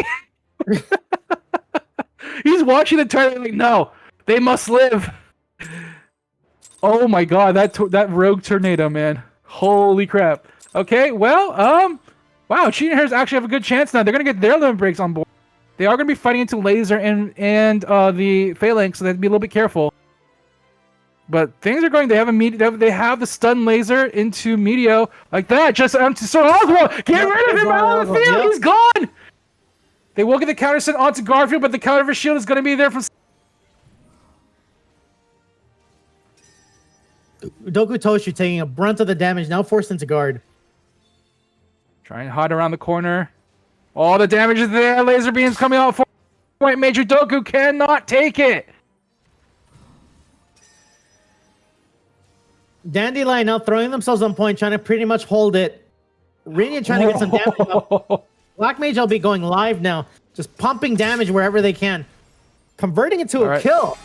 Nice crack there. The checkpoint's open. Here we go.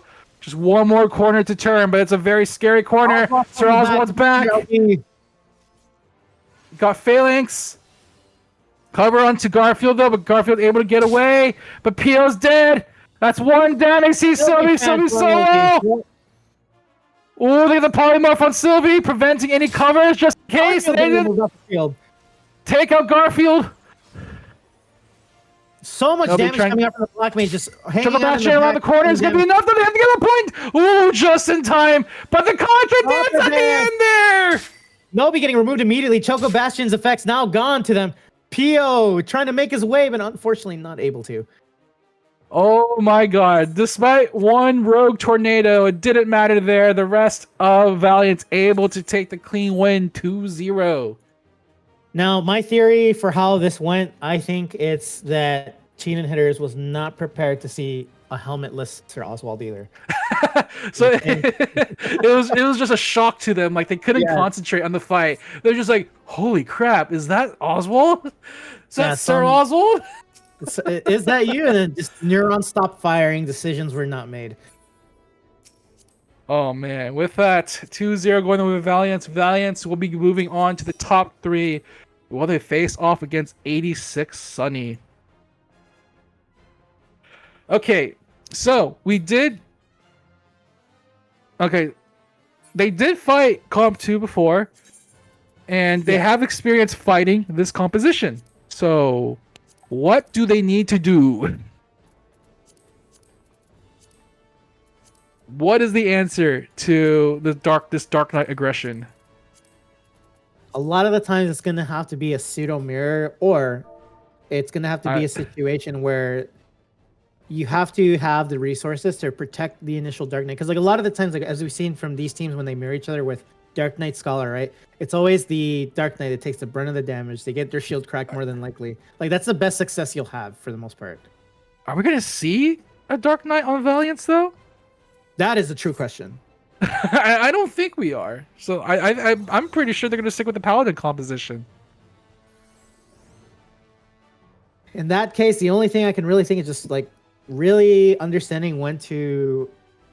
It's a matter of like, ramping up your tempo and then dialing it down just enough to where like you can like maintain, right? Like there's going to be a lot of times where there's going to be downtime, matter of like waiting just for like an LB to pop in or let's say you've just done Ascend and you're waiting for those like 5 precious seconds for another source of damage to come back up. It's going to be like very touch and go.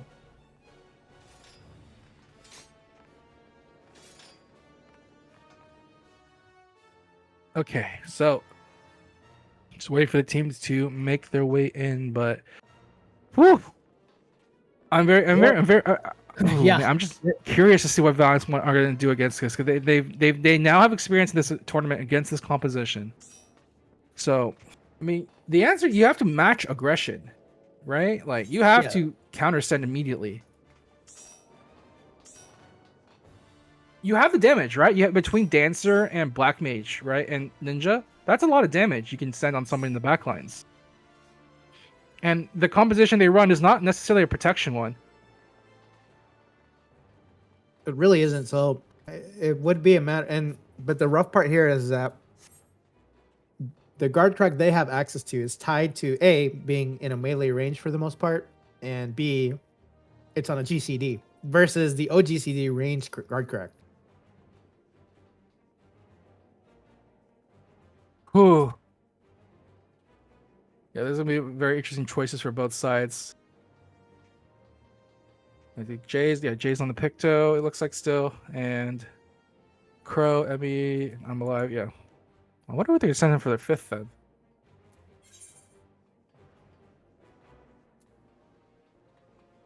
Rainus, while we are waiting for our 5ths to join the Party Finder, we can go ahead and get a reminder of who our fantastic sponsors have been for the Rainus Standard Tourney. Of course. Our gracious sponsors for this tournament would be Sparrowhawk and Yukizora for the kill. The artists for the art would be at Lady Laga on Twitter, at Shinoya on Twitter for the loading animations, and Pio Pio, who also changed name, but it was not as catchy, so I would not say it, for the overlay. As for the PF staff, who mostly left already, but have helped us tremendously running this tournament as smooth as it was, even though there was some slight hiccups with my Discord dying, as well as the DDoS. Those people would be Tamari Anon, Alice Schuberg, UC, and Toshio Goblin. And of course, we cannot go without anything here without our great commentators, the best team maker, and Amadeus Leinhardt, the CCRC finals. Once again, Rainus, thank you for having us, and massive thank you to our sponsors for making this happen, and as well as all the participants that have taken place in this tournament. Honestly, this tournament would not be happening without you, the community, right? So major thanks for every team that has participated, which I will go through that list. Valiance, Battlebred, Chibi Fire, Cheat and Hitters, 86 Sunny, Frozen Rain, Comp 2, The Pumpers, Chillin' Time, and Meow Meow Pow Pow. Thank you so much for being a part of this tournament and making it even happen. It looks like we have some of our 5th members joining in. We're missing one at this time. It looks like how this... Oh, hold on. Never mind. Hold up. Wait a minute. Mm-hmm. And once again, we are left in the void. Is this how Betsy feels all the time? You just gotta, be patient and wait for them. We do have our 5th. Wait, there you go. I was like, Dandy wants to play for the other team. Just like, okay, sure. All right, but we do have Dandy, so same comp. Ooh. Oh. Double tank. Wait. That I believe that wouldn't fit our standard rule. I was like, so there might be some adjustments happening. Okay, there we go. Back. Okay, Neo. Yeah, Neo's on the board like they were last time. Okay, so here we go. Once again, the aggression. Can you match the aggression coming out from, in this case, Emmy versus Tomo last time? All right. Once again, we are going to the most balanced map, Paul Lystra. Starting off after this, it will be loser's choice for whatever map we go to. We've seen a lot of Red Sands. We've seen a lot of C9. I hope that we get some more variation here. I want to see some more chaos. I don't know why we haven't gone to mechanic yet. I'm kind of surprised by that. But yes. Here we go. Into the game we go. It's going to be 86 Sunny versus Valiance here. That is a very scary smile I just saw there. Sir Oswald donning the helmet once again. Oh, he's in a different. He has a different fit though. Different fit. Yeah, he's not wearing the Sir Amerk outfit. He's wearing. Oh, I think this is This is the Dawn Trail artifact armor. And this is the Dawn Trail Paladin armor, I think. Yeah, this is the No, actually, isn't this the? It's not Endwalker. No, yeah, that's not the statue one. The statue one is like darker. Yeah, Yeah, this could be the Dawn Trail one. I'm pretty sure this is Dawn Trail, right? It looks like Yeah. the Dawn Trail one. This does look like it. Yeah. Looks like we have 1 second left on the clock. Both teams bursting out of the gate, running towards the stairs. Let's see what happens. If it's going to be full-on aggression, instant damage going out, or if it's going to be some footsies. Looks like some. Well, Emmy's just going on it. Oh, hold on. Emmy's just like immediately take out that. Oh my god, the damage is crazy. And they still go on the backline and kill Udoku over there. Meanwhile, it's it's Emmy versus Sir Oswald in the backline. Everyone else is fighting him. For that pot. Oh my god. Alright, spot number 2. Can you stop Emmy if they get the kill? Oh, he does stop him. Oh my god, this is actually big! If they can stop Emmy here, but Javerman pick up another kill, they do get rid of the Dark Knight. And now they can actually stop this at the checkpoint very easily there. Although they are damage recovered. Sir Oswald, however, in the spot where he needs to start backing it up. Yep. Looks like he's taking a lot of extra damage. Udoku as well, getting cleaved. Is Udoku the main target already with the chain strat? Dies. Yep, Neodymium from the sidelines able to get the kill there, but now going to be chased onto the speed lane. Chromio also they're trying to heal. I'm like, wait, not here. I'm trying to heal, man. I mean, hey, look at that. They didn't get forced off towards the checkpoint. Now they have some leeway to actually move on forward, and they're actually looking for a little bit of aggression. Just using that as a bait, potentially making his way up a speed lane, getting out. We do have a Dancer LB ready to go. Emmy is Emmy already lost half their HP. Oh my god, Emmy's just dead. They did trick Dandy, however, and we have a lot of shielding going up on Sunny. We do see Oswald kind of backing off, getting a ground pot almost ready with their LB, so we have quite a lot here to support. Yeah, now they can go more aggressive. They have Fangs at the ready. They can cover any of their teammates here. However, yep, there it is. Contra Dance around the corner. Yep. They don't catch too many there. No, but it was a good trade-off to ensure that someone survived. And here we go. Jay Vermillion dropped the Chuckle Bastion, just trying to hold their place. And here comes Emmy Meow charging on back in. Getting ready to jump on some poor fool here, and it's Ooh, they have to be careful though. Chromio actually taking a lot of damage too, trying to push the point as well. They try to run around to Dandy. Oh, the Sky Shatter dive! Wait, Sir Oswald, very low MP resources here. Same with Pepsi Cola. It's gonna be 2 of them gone in a very short succession here, leaving only Udoku Toshu as the last one standing, and they are going for him. The vision was there, just like that last moment that faltered a little bit just to get that stagger.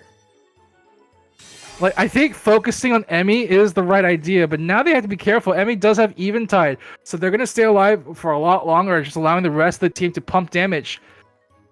And here they go, already on the front lines. Emmy right here around the corner, so hit them.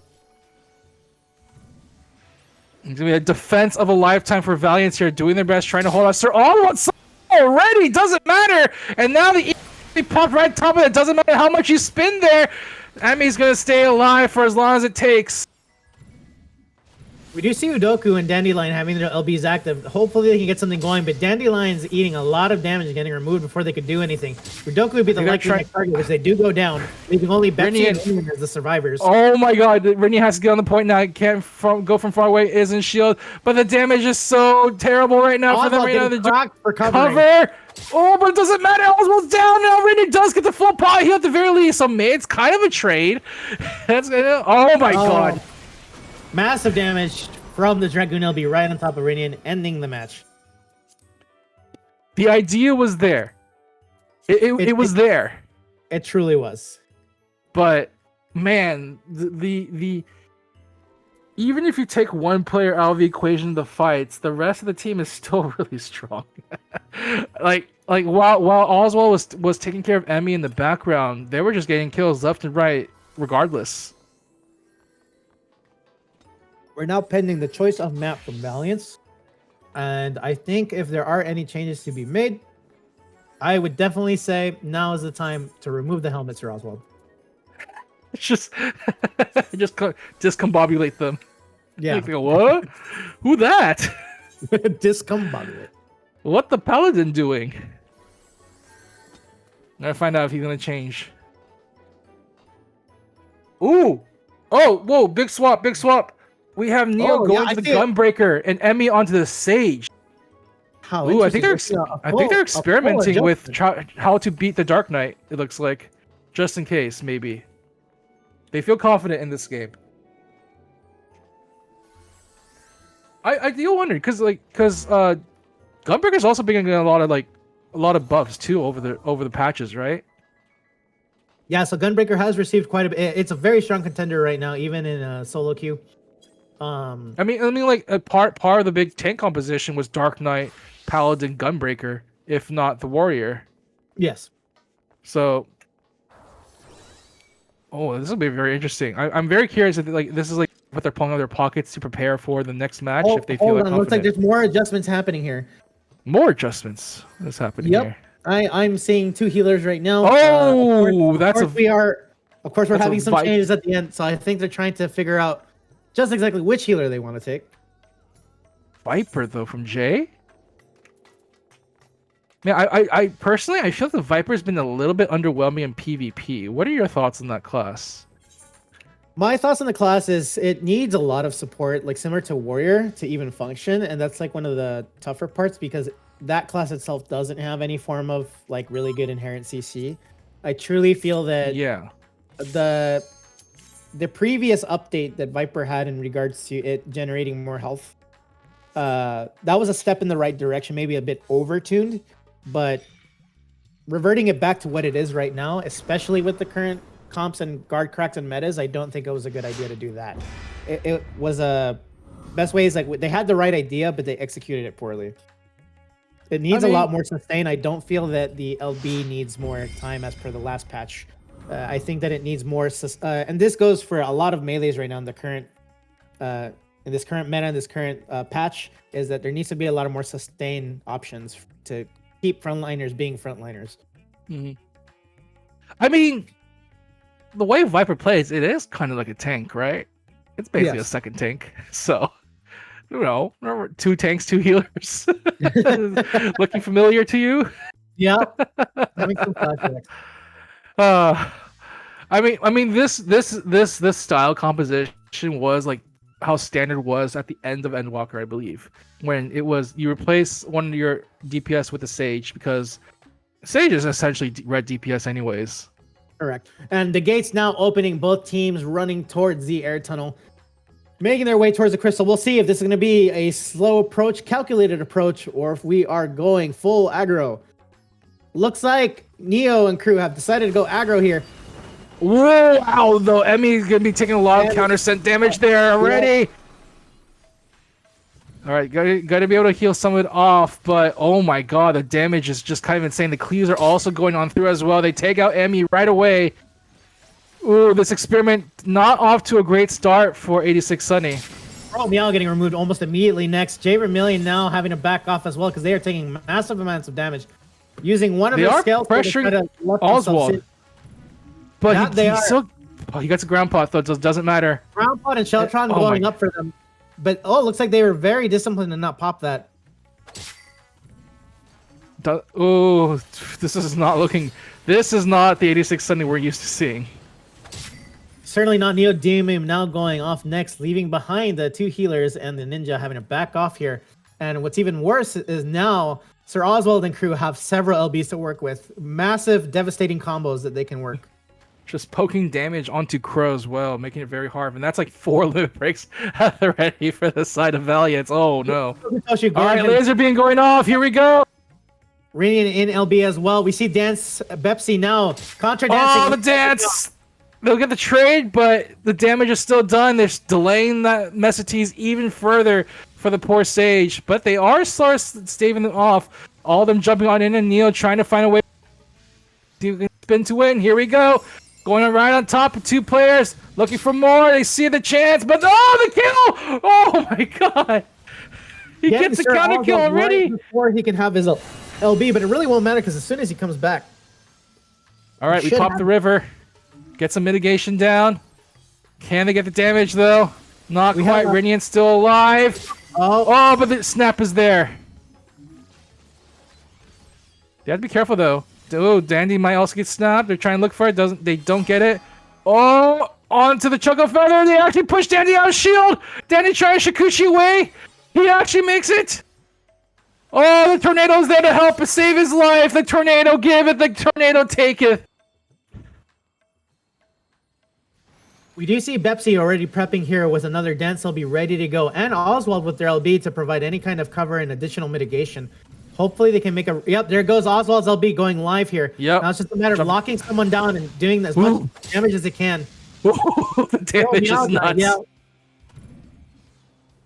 Oh, they're looking for more. The entirety of Astra running away right now. 86 looking for a place to just recoup, but doesn't matter. Oh, we see Neil Dimium around the corner. He doesn't get the elixir off again, I think. At least gets ground pot, but doesn't matter. The damage is still there. Poking him with ice around the corner.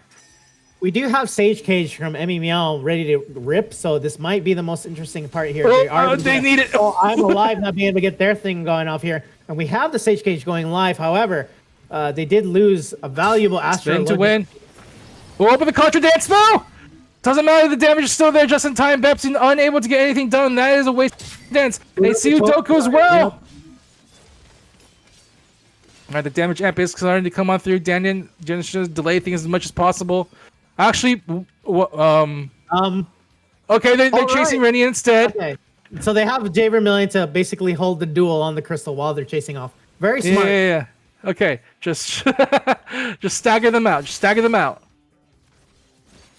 Although Danny's out of resources, going to be falling very soon. There they go. All right, bit of a stagger, but we are at the final minute already, and this is a big, pretty sizable lead for Valiant. So they got to be careful. We do have a river. We do have Snap at the ready for them.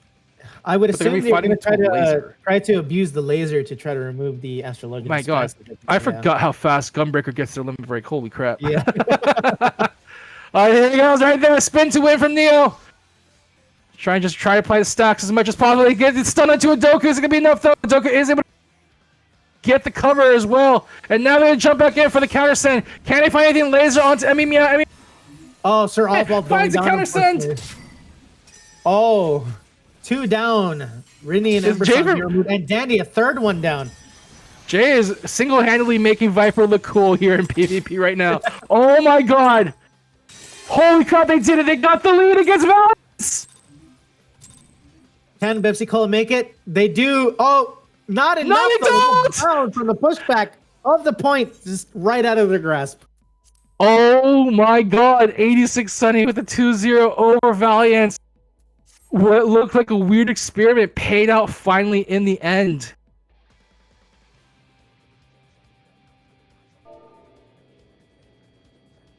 Oh man, it looked really bad for a moment for 86 Sunny there, and then that struggle there where unfortunately the Contra Dance didn't go through in time. They even got the kill onto the Astro, but it just wasn't enough. Yeah, no, that unfortunately too much investment of resources from both just from a damage perspective and from an MP/health perspective went out of hand very quickly. Man, the Gunbreaker, when Gunbreaker gets going, it's a really scary thing to fight into. Very much like it has that same pressure as Dark Knight, except that most of that pressure is kind of on its limit break. Outside of limit break, I don't know if Gunbreaker has as much pressure as Dark Knight. So I'm very curious if that's what they want to go into this next. No, because basically that limit break from Gunbreaker, especially giving them that additional, I believe it's 25% mitigation. Yes. It keeps them longer on the field while they're dishing damage, and it becomes a situation where you can't really, especially for melees or tanks, they can't really approach it, or else they'll get their resistance is shredded and take more damage. So it really becomes like a very good zoning control. Not only does it put that forward pressure, but it also kind of makes it so that their squishier targets or their backline is harder to access. And that's one of the beauty, a beautiful. It's also it also applies a damage amp too for each stack you hit onto somebody. So it's even more guaranteed damage, especially if you manage to do it during shield and land a stun on the final hit. Yeah, it's absolutely devastating when used properly. And I'm very curious. Really showing how it can be used. Do you think that's the answer to Dark Knight then, or are they going to go for the mirror? You think? I would say, if they can keep what they did with having Viper being able to get in, get out very quickly and applying as much pressure as they did and as much staying power, I think it does have a chance for fighting that. But I truly, honestly believe that it's gonna still be an uphill battle, and there, like, you would not want to run an Astrologian against that too much, because, like, yes, they have a teleport, but we're talking about comp to a team that's able to run someone down regardless where you're going. So they might have to be more cautious about using that setup. And it looks like there might be an adjustment to that. Wait. Actually, no Astrologian. Looks like we might be opting for Dragoon instead. Hold on. These. Okay, hold on. I'm trying to check the teams. Wait a minute. Hold on. What's happening here? Wait a minute. Some people are on the wrong teams. I was like, I was looking, I was like, this isn't the right team for them. What? Someone's out of place here.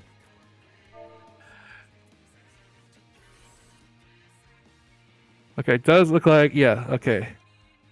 So, I'm alive, AK I'm dead. Alright, so Jay will be sitting out for this one, it looks like. Oh no, they're kicking out Neo, it looks like, okay. Ooh, interesting. And it looks like it does look like with Neo out, they're gonna switch back to the Dark Knight. Yeah, that makes a lot of sense, simply because it's a matter of, like, who can apply the most pressure on the front line and get them to guard first, right? It's about who guards first is the one. Usually... So we're going to go back to the mirror match, or semi-mirror match here, as Jay is going to stick to the Picto, it looks like. Okay, interesting. So, unfortunately, it looks like the Gunbreaker strat might be out of the window for this set. But yeah, I mean, hey, you gotta show the best to the final games of the tournament, right? We are in grand finals of Ryan's standard tournament here, and here we go. It's going to be Comp 2 versus 86 Sunny. What a way to end the rest tourney. Once again, thank you so much for all teams that have participated to this very moment. We are now entering the apex, the fight that we've all been waiting for. All right, here we go. Sitting on the winner's side. Looking good so far, and no DMV problems. Yep, everyone's fixed up their portraits very nicely. All right, here we go, ladies and gentlemen, on to the Palestra, everyone's favorite equal battleground here. Very standard map to end things off. We have a Dark Knight showdown here in grand finals. This will definitely be interesting. I'm seeing that, with having the Goon, Bard, and Picto, that is a lot of damage for when guard crack does happen. That's a lot of good follow-up versus, like, having the Monk, which is slightly slower damage, but very devastating. Yeah, but Monk has the setup potential with the Medio, so there's a lot. Yeah. Again, it can go both ways, and it's also a hard shield breaker too. Yes. All right, let's see what's happening. Both teams out of the gate. We already see fun going on. Dark Knights. This is the Dark Knight greeting. They just jump at each other immediately. That's how you say hi in their language. Oh, speaking of which, the El-Melloi might be saying goodbye very soon. There they are. Kill. No trade so far. Looks like Tomo is free to go. Just sending more damage here. I'm alive, getting guard crack, trying to make their way towards the pot. Able to land right on top of it. Very well done. Oh no.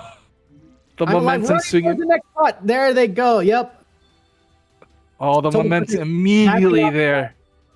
Yeah, Buzzy's just like poking the bear around the corner as they go for the checkpoint. No, not quite yet. They jump on in, preventing the hit. You're gonna see them get their own aggression going for them right now, and they're trying to get as much damage as they can onto ice. Oh, but it doesn't matter. I'm alive. Gets choked out. Tomokote once again on the front lines. Gojo in a lot of trouble trying to get away, but it doesn't matter. You're being chased by the Dark Knight and the Monk. Ooh, gets the ground pump, but the damage is still there, and now they're looking for more. Poor Bard.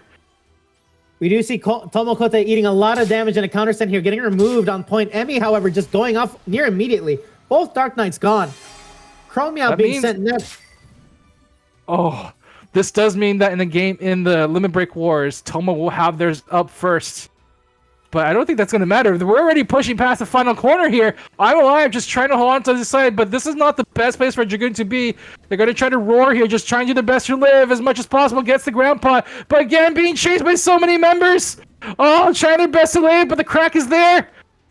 They got the tactician, trying to jump out, doesn't matter, the damage is real.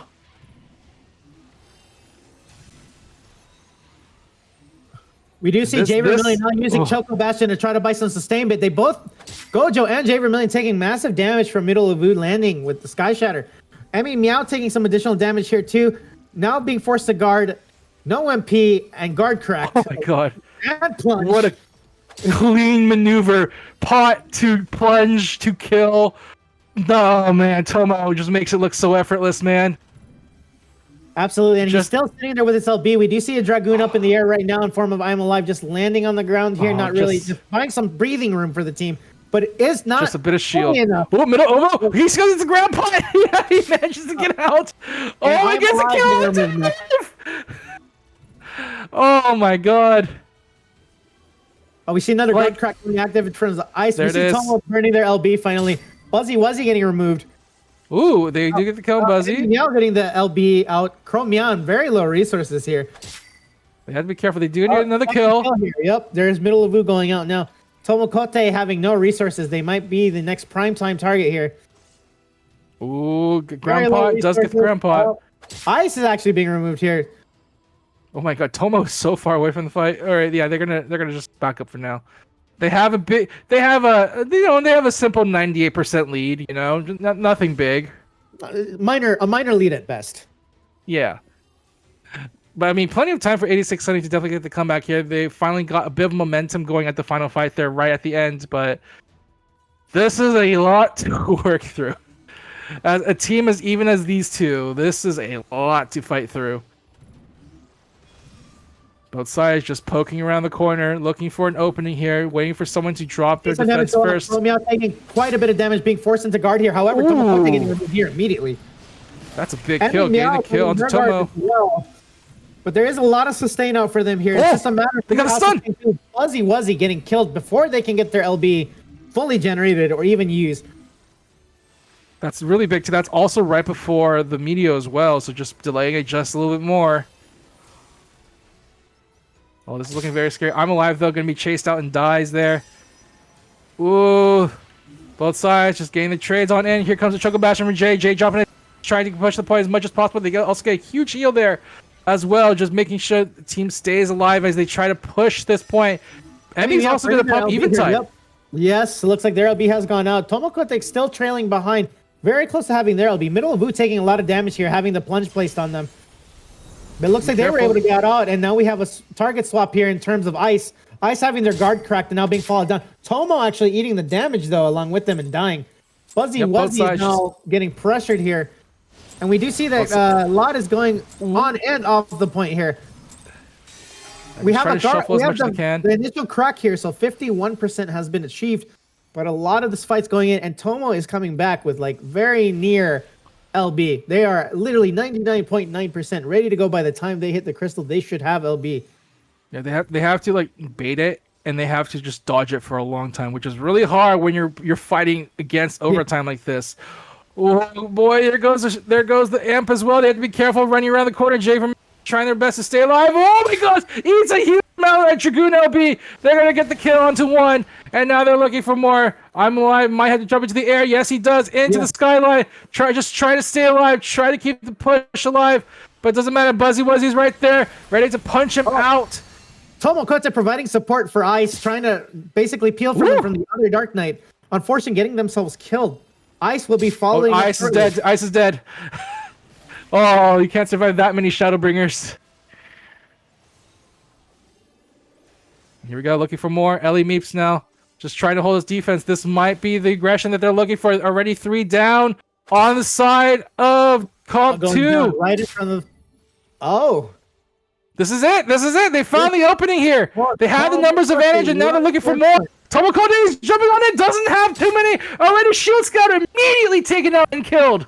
And then Choco Bastion drop now, making it impossible for them coming in. Buzzy trying to stay alive, does get healed. On to the point, trying to live as long as possible there. Chromio popping the limb, just trying to provide as much as possible. Doesn't matter. Oh, it actually does matter. They actually get Buzzy. They get an ice. And now middle Ovo next to fall as well, trying to best, but the shield's been scoured.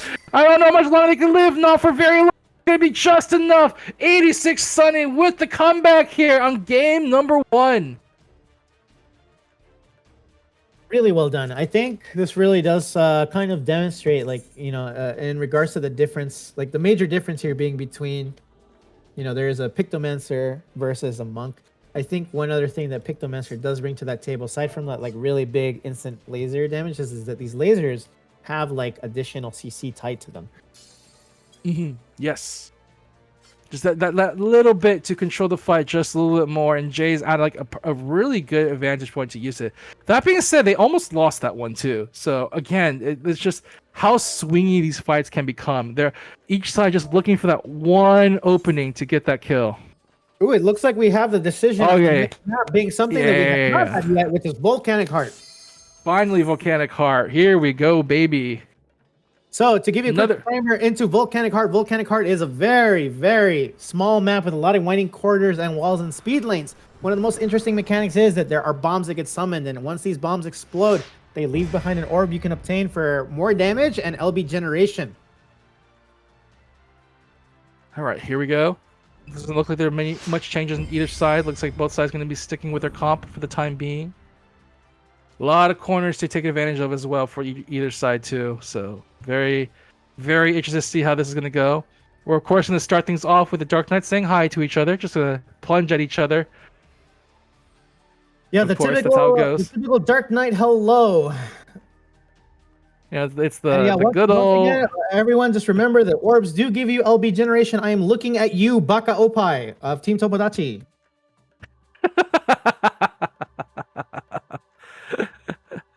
All right. Okay, here we go. Into the fight. A couple seconds left, both sides. It's gonna be about who gets that first pick off first. Just that slight numbers advantage just does so much to swing things in other favors. So. All right, there we go for our traditional. Immediately, they just like jump into each other and pass each. That was it. That was all they needed to do. Yep. We do see Tomo taking a lot of damage here, though, in comparison to Emmy, but we do have a trade off of Jay Vermillion as well for that. Hyper aggressive comp. There's gonna be a lot of trades here. And the question is, who's gonna get the first numbers advantage? And both sides just poking away at each other, just trying to get as much damage down as they can. Just try to hold on to the middle as much as possible. And here we go. This is like how even it feels like between these two teams. Just like both sides just respecting. They don't want to push it too far forward. Just waiting for their team member to respawn. Baru can immediately get turned on. Like it's that respect. We do see that Expedience has gone out. A lot of cleaves happening on the side. 86 Sunny, have you careful. They already 4 shields. They already got the kill on. I mean, man, that's big. Oh my gosh, so much damage being pumped out for them. They're standing too close to each other, and they're taking big, huge consequences as a result of it. Jay Vermillion trying to get some cast up, but he gets a bound. Can he make it to the pot? No, he gets Monk LB before he can make that turn here.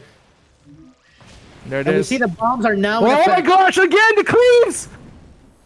Crow Meow with almost nothing. Are they able to make it out? They are not. We have I'm Alive as well with no MP resources. However, they almost do have LB.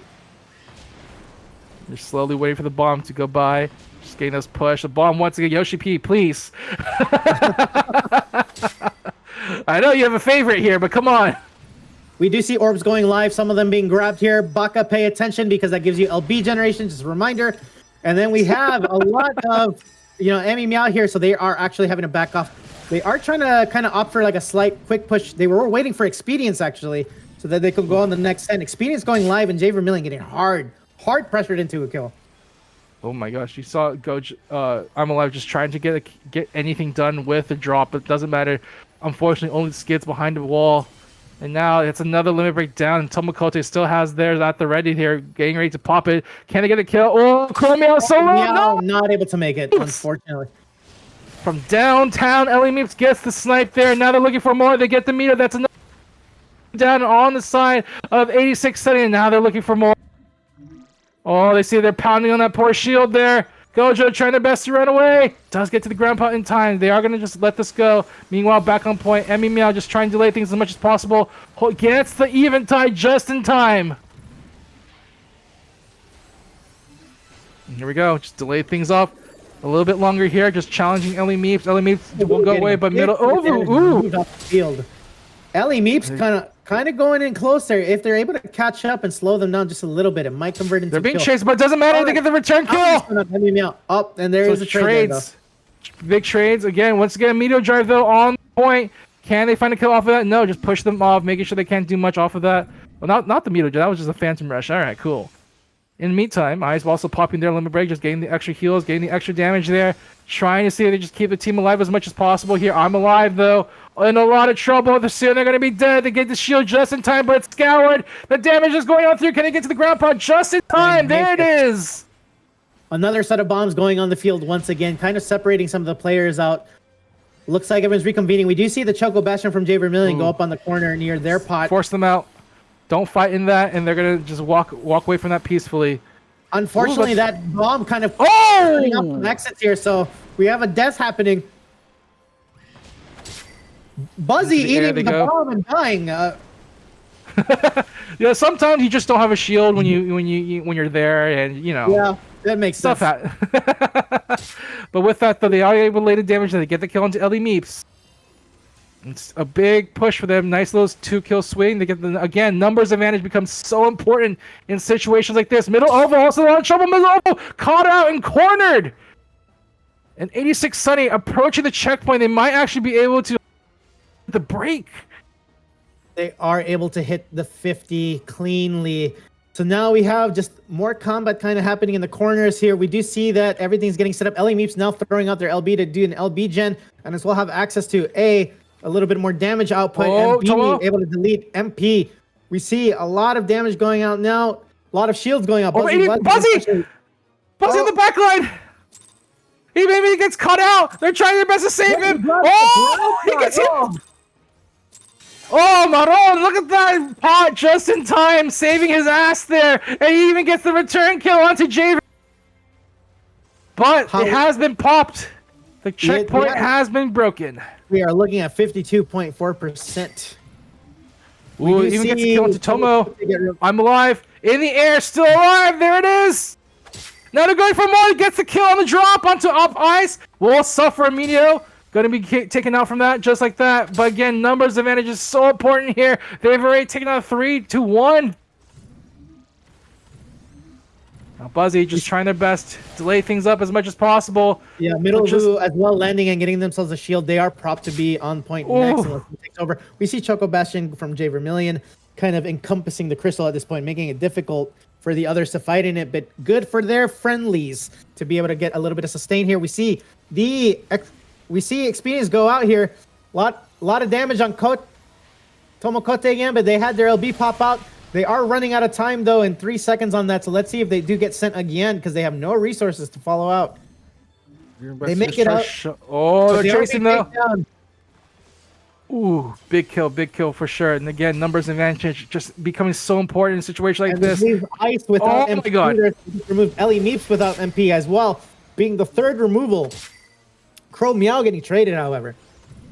All right, middle Ovu does manage to get a kill. They're still going to be able to cycle this point as much as possible. Buzzy Wuzzy also there. Has to be a little bit careful. Had to use the guard now. Trying to get out. Trying to stay alive, but he's being chased out. El-Melloi smells blood. Oh, they want to do so much damage from downtown with the laser beam, able to pick up.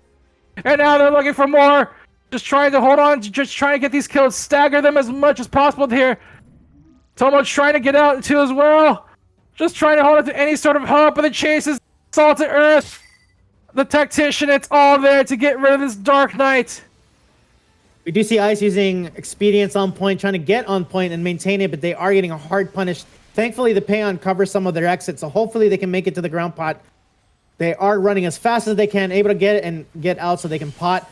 Buzzy Wuzzy coming in soon here with LB and Middle Uvu. Hopefully they can synergize some sort of combo to just lock someone down and get them removed. I mean, at the very least, he can get into the air and just delay things. There it is. Yep, there he goes. Buzzy Wuzzy taking massive damage already, taking half of their MP. Ice being removed off the field. Oh, Buzzy Wuzzy getting chased his turn to feel the pressure of Emmy. But Tomokote will get the kill into Chromia as a return. So here we go. Back to even numbers. Back to an even playing field. And now here we go. Oh! Finds the Melloi DJ! Oh, Onto each other. fair trade. The respective Dragoons would be like, no! But Tomokote like in a lot of trouble there. Doesn't have limit break. I mean, Meow Point. Still sitting on an even tie too as well. Back laying down what they need to in regards to providing support for their team, providing some shields. Ellie Meeps taking massive damage and having some damage amps in place, getting killed unfortunately. Snipe by the Dragoon. Their MP and they're running out of time on it as well as MP resources, so they will need to back off soon. Oh, Middle-Ovu's down. Only 2 left. Tomokote does respawn, but again, the numbers difference here just makes this attack so much harder there. Ice gonna fall as well. Buzzy Wuzzy does manage to shuffle onto the point, but it doesn't matter. They're going to be taken out. One more. Can they stop them? No, they can't. They're going to shuffle once again. Tomokote, they're going to quickly die. Shield already scouted, already taken out. There's no one left to take the point. 86 Sunny takes it to another one. I actually don't know how many games of this is this final one. This is it. Oh, that's it. That was it. That was it. Oh my god. What a final. That is crazy. Holy crap. What a way to end things off. Both sides are showing off just how like equal they honestly are, but like again, 86 Sunny just sticking to the guts and just managing to eke out these wins after wins after wins. It's just so nuts and crazy. Absolutely, really strong contender. Really interesting comps as well to see, as we saw that switch up earlier, you know, with Gunbreaker and Sage and all that. Like, it really, really well done. Fantastic performance, as well as Comp 2 just showing some very, really good initial just dominance on the maps. All in all, fantastic finals, and really thank you so much for such a fantastic, you know, allowing us to observe for one, and for two, for giving us such a thrilling match. Definitely a very With that, any words, Reigns? Oh yes, definitely a very fun tournament. I wasn't expecting it to be this close for many teams. I do like how this tournament was meant to go back to standard, and yet we still have Dark Knight Scholar. I know. Honestly, I was hoping to see old standard with the Warrior, White Mage, Dragoon, Bard, and Ninja. Kind of That died so far back in bracket. I know. That died a long time ago in bracket already. I know. Really great seeing the finals though, but it's still a very fun tournament regardless. Oh yeah, it was great watching them go about this, and whew. Definitely. So hopefully for the next tournament we can have slightly more adjustment if we are still stuck in the same meta. All in all though, I am glad to see that there was like some variation. You know, we had some, you know, different picks here. We got to see Black Mage Duel of the Ages. We got to see a lot more interesting things that we've been used to for, you know, quite the last few tournaments here. Definitely. Well, thank you both of you so much for screaming at the mic for around 3 hours at this point.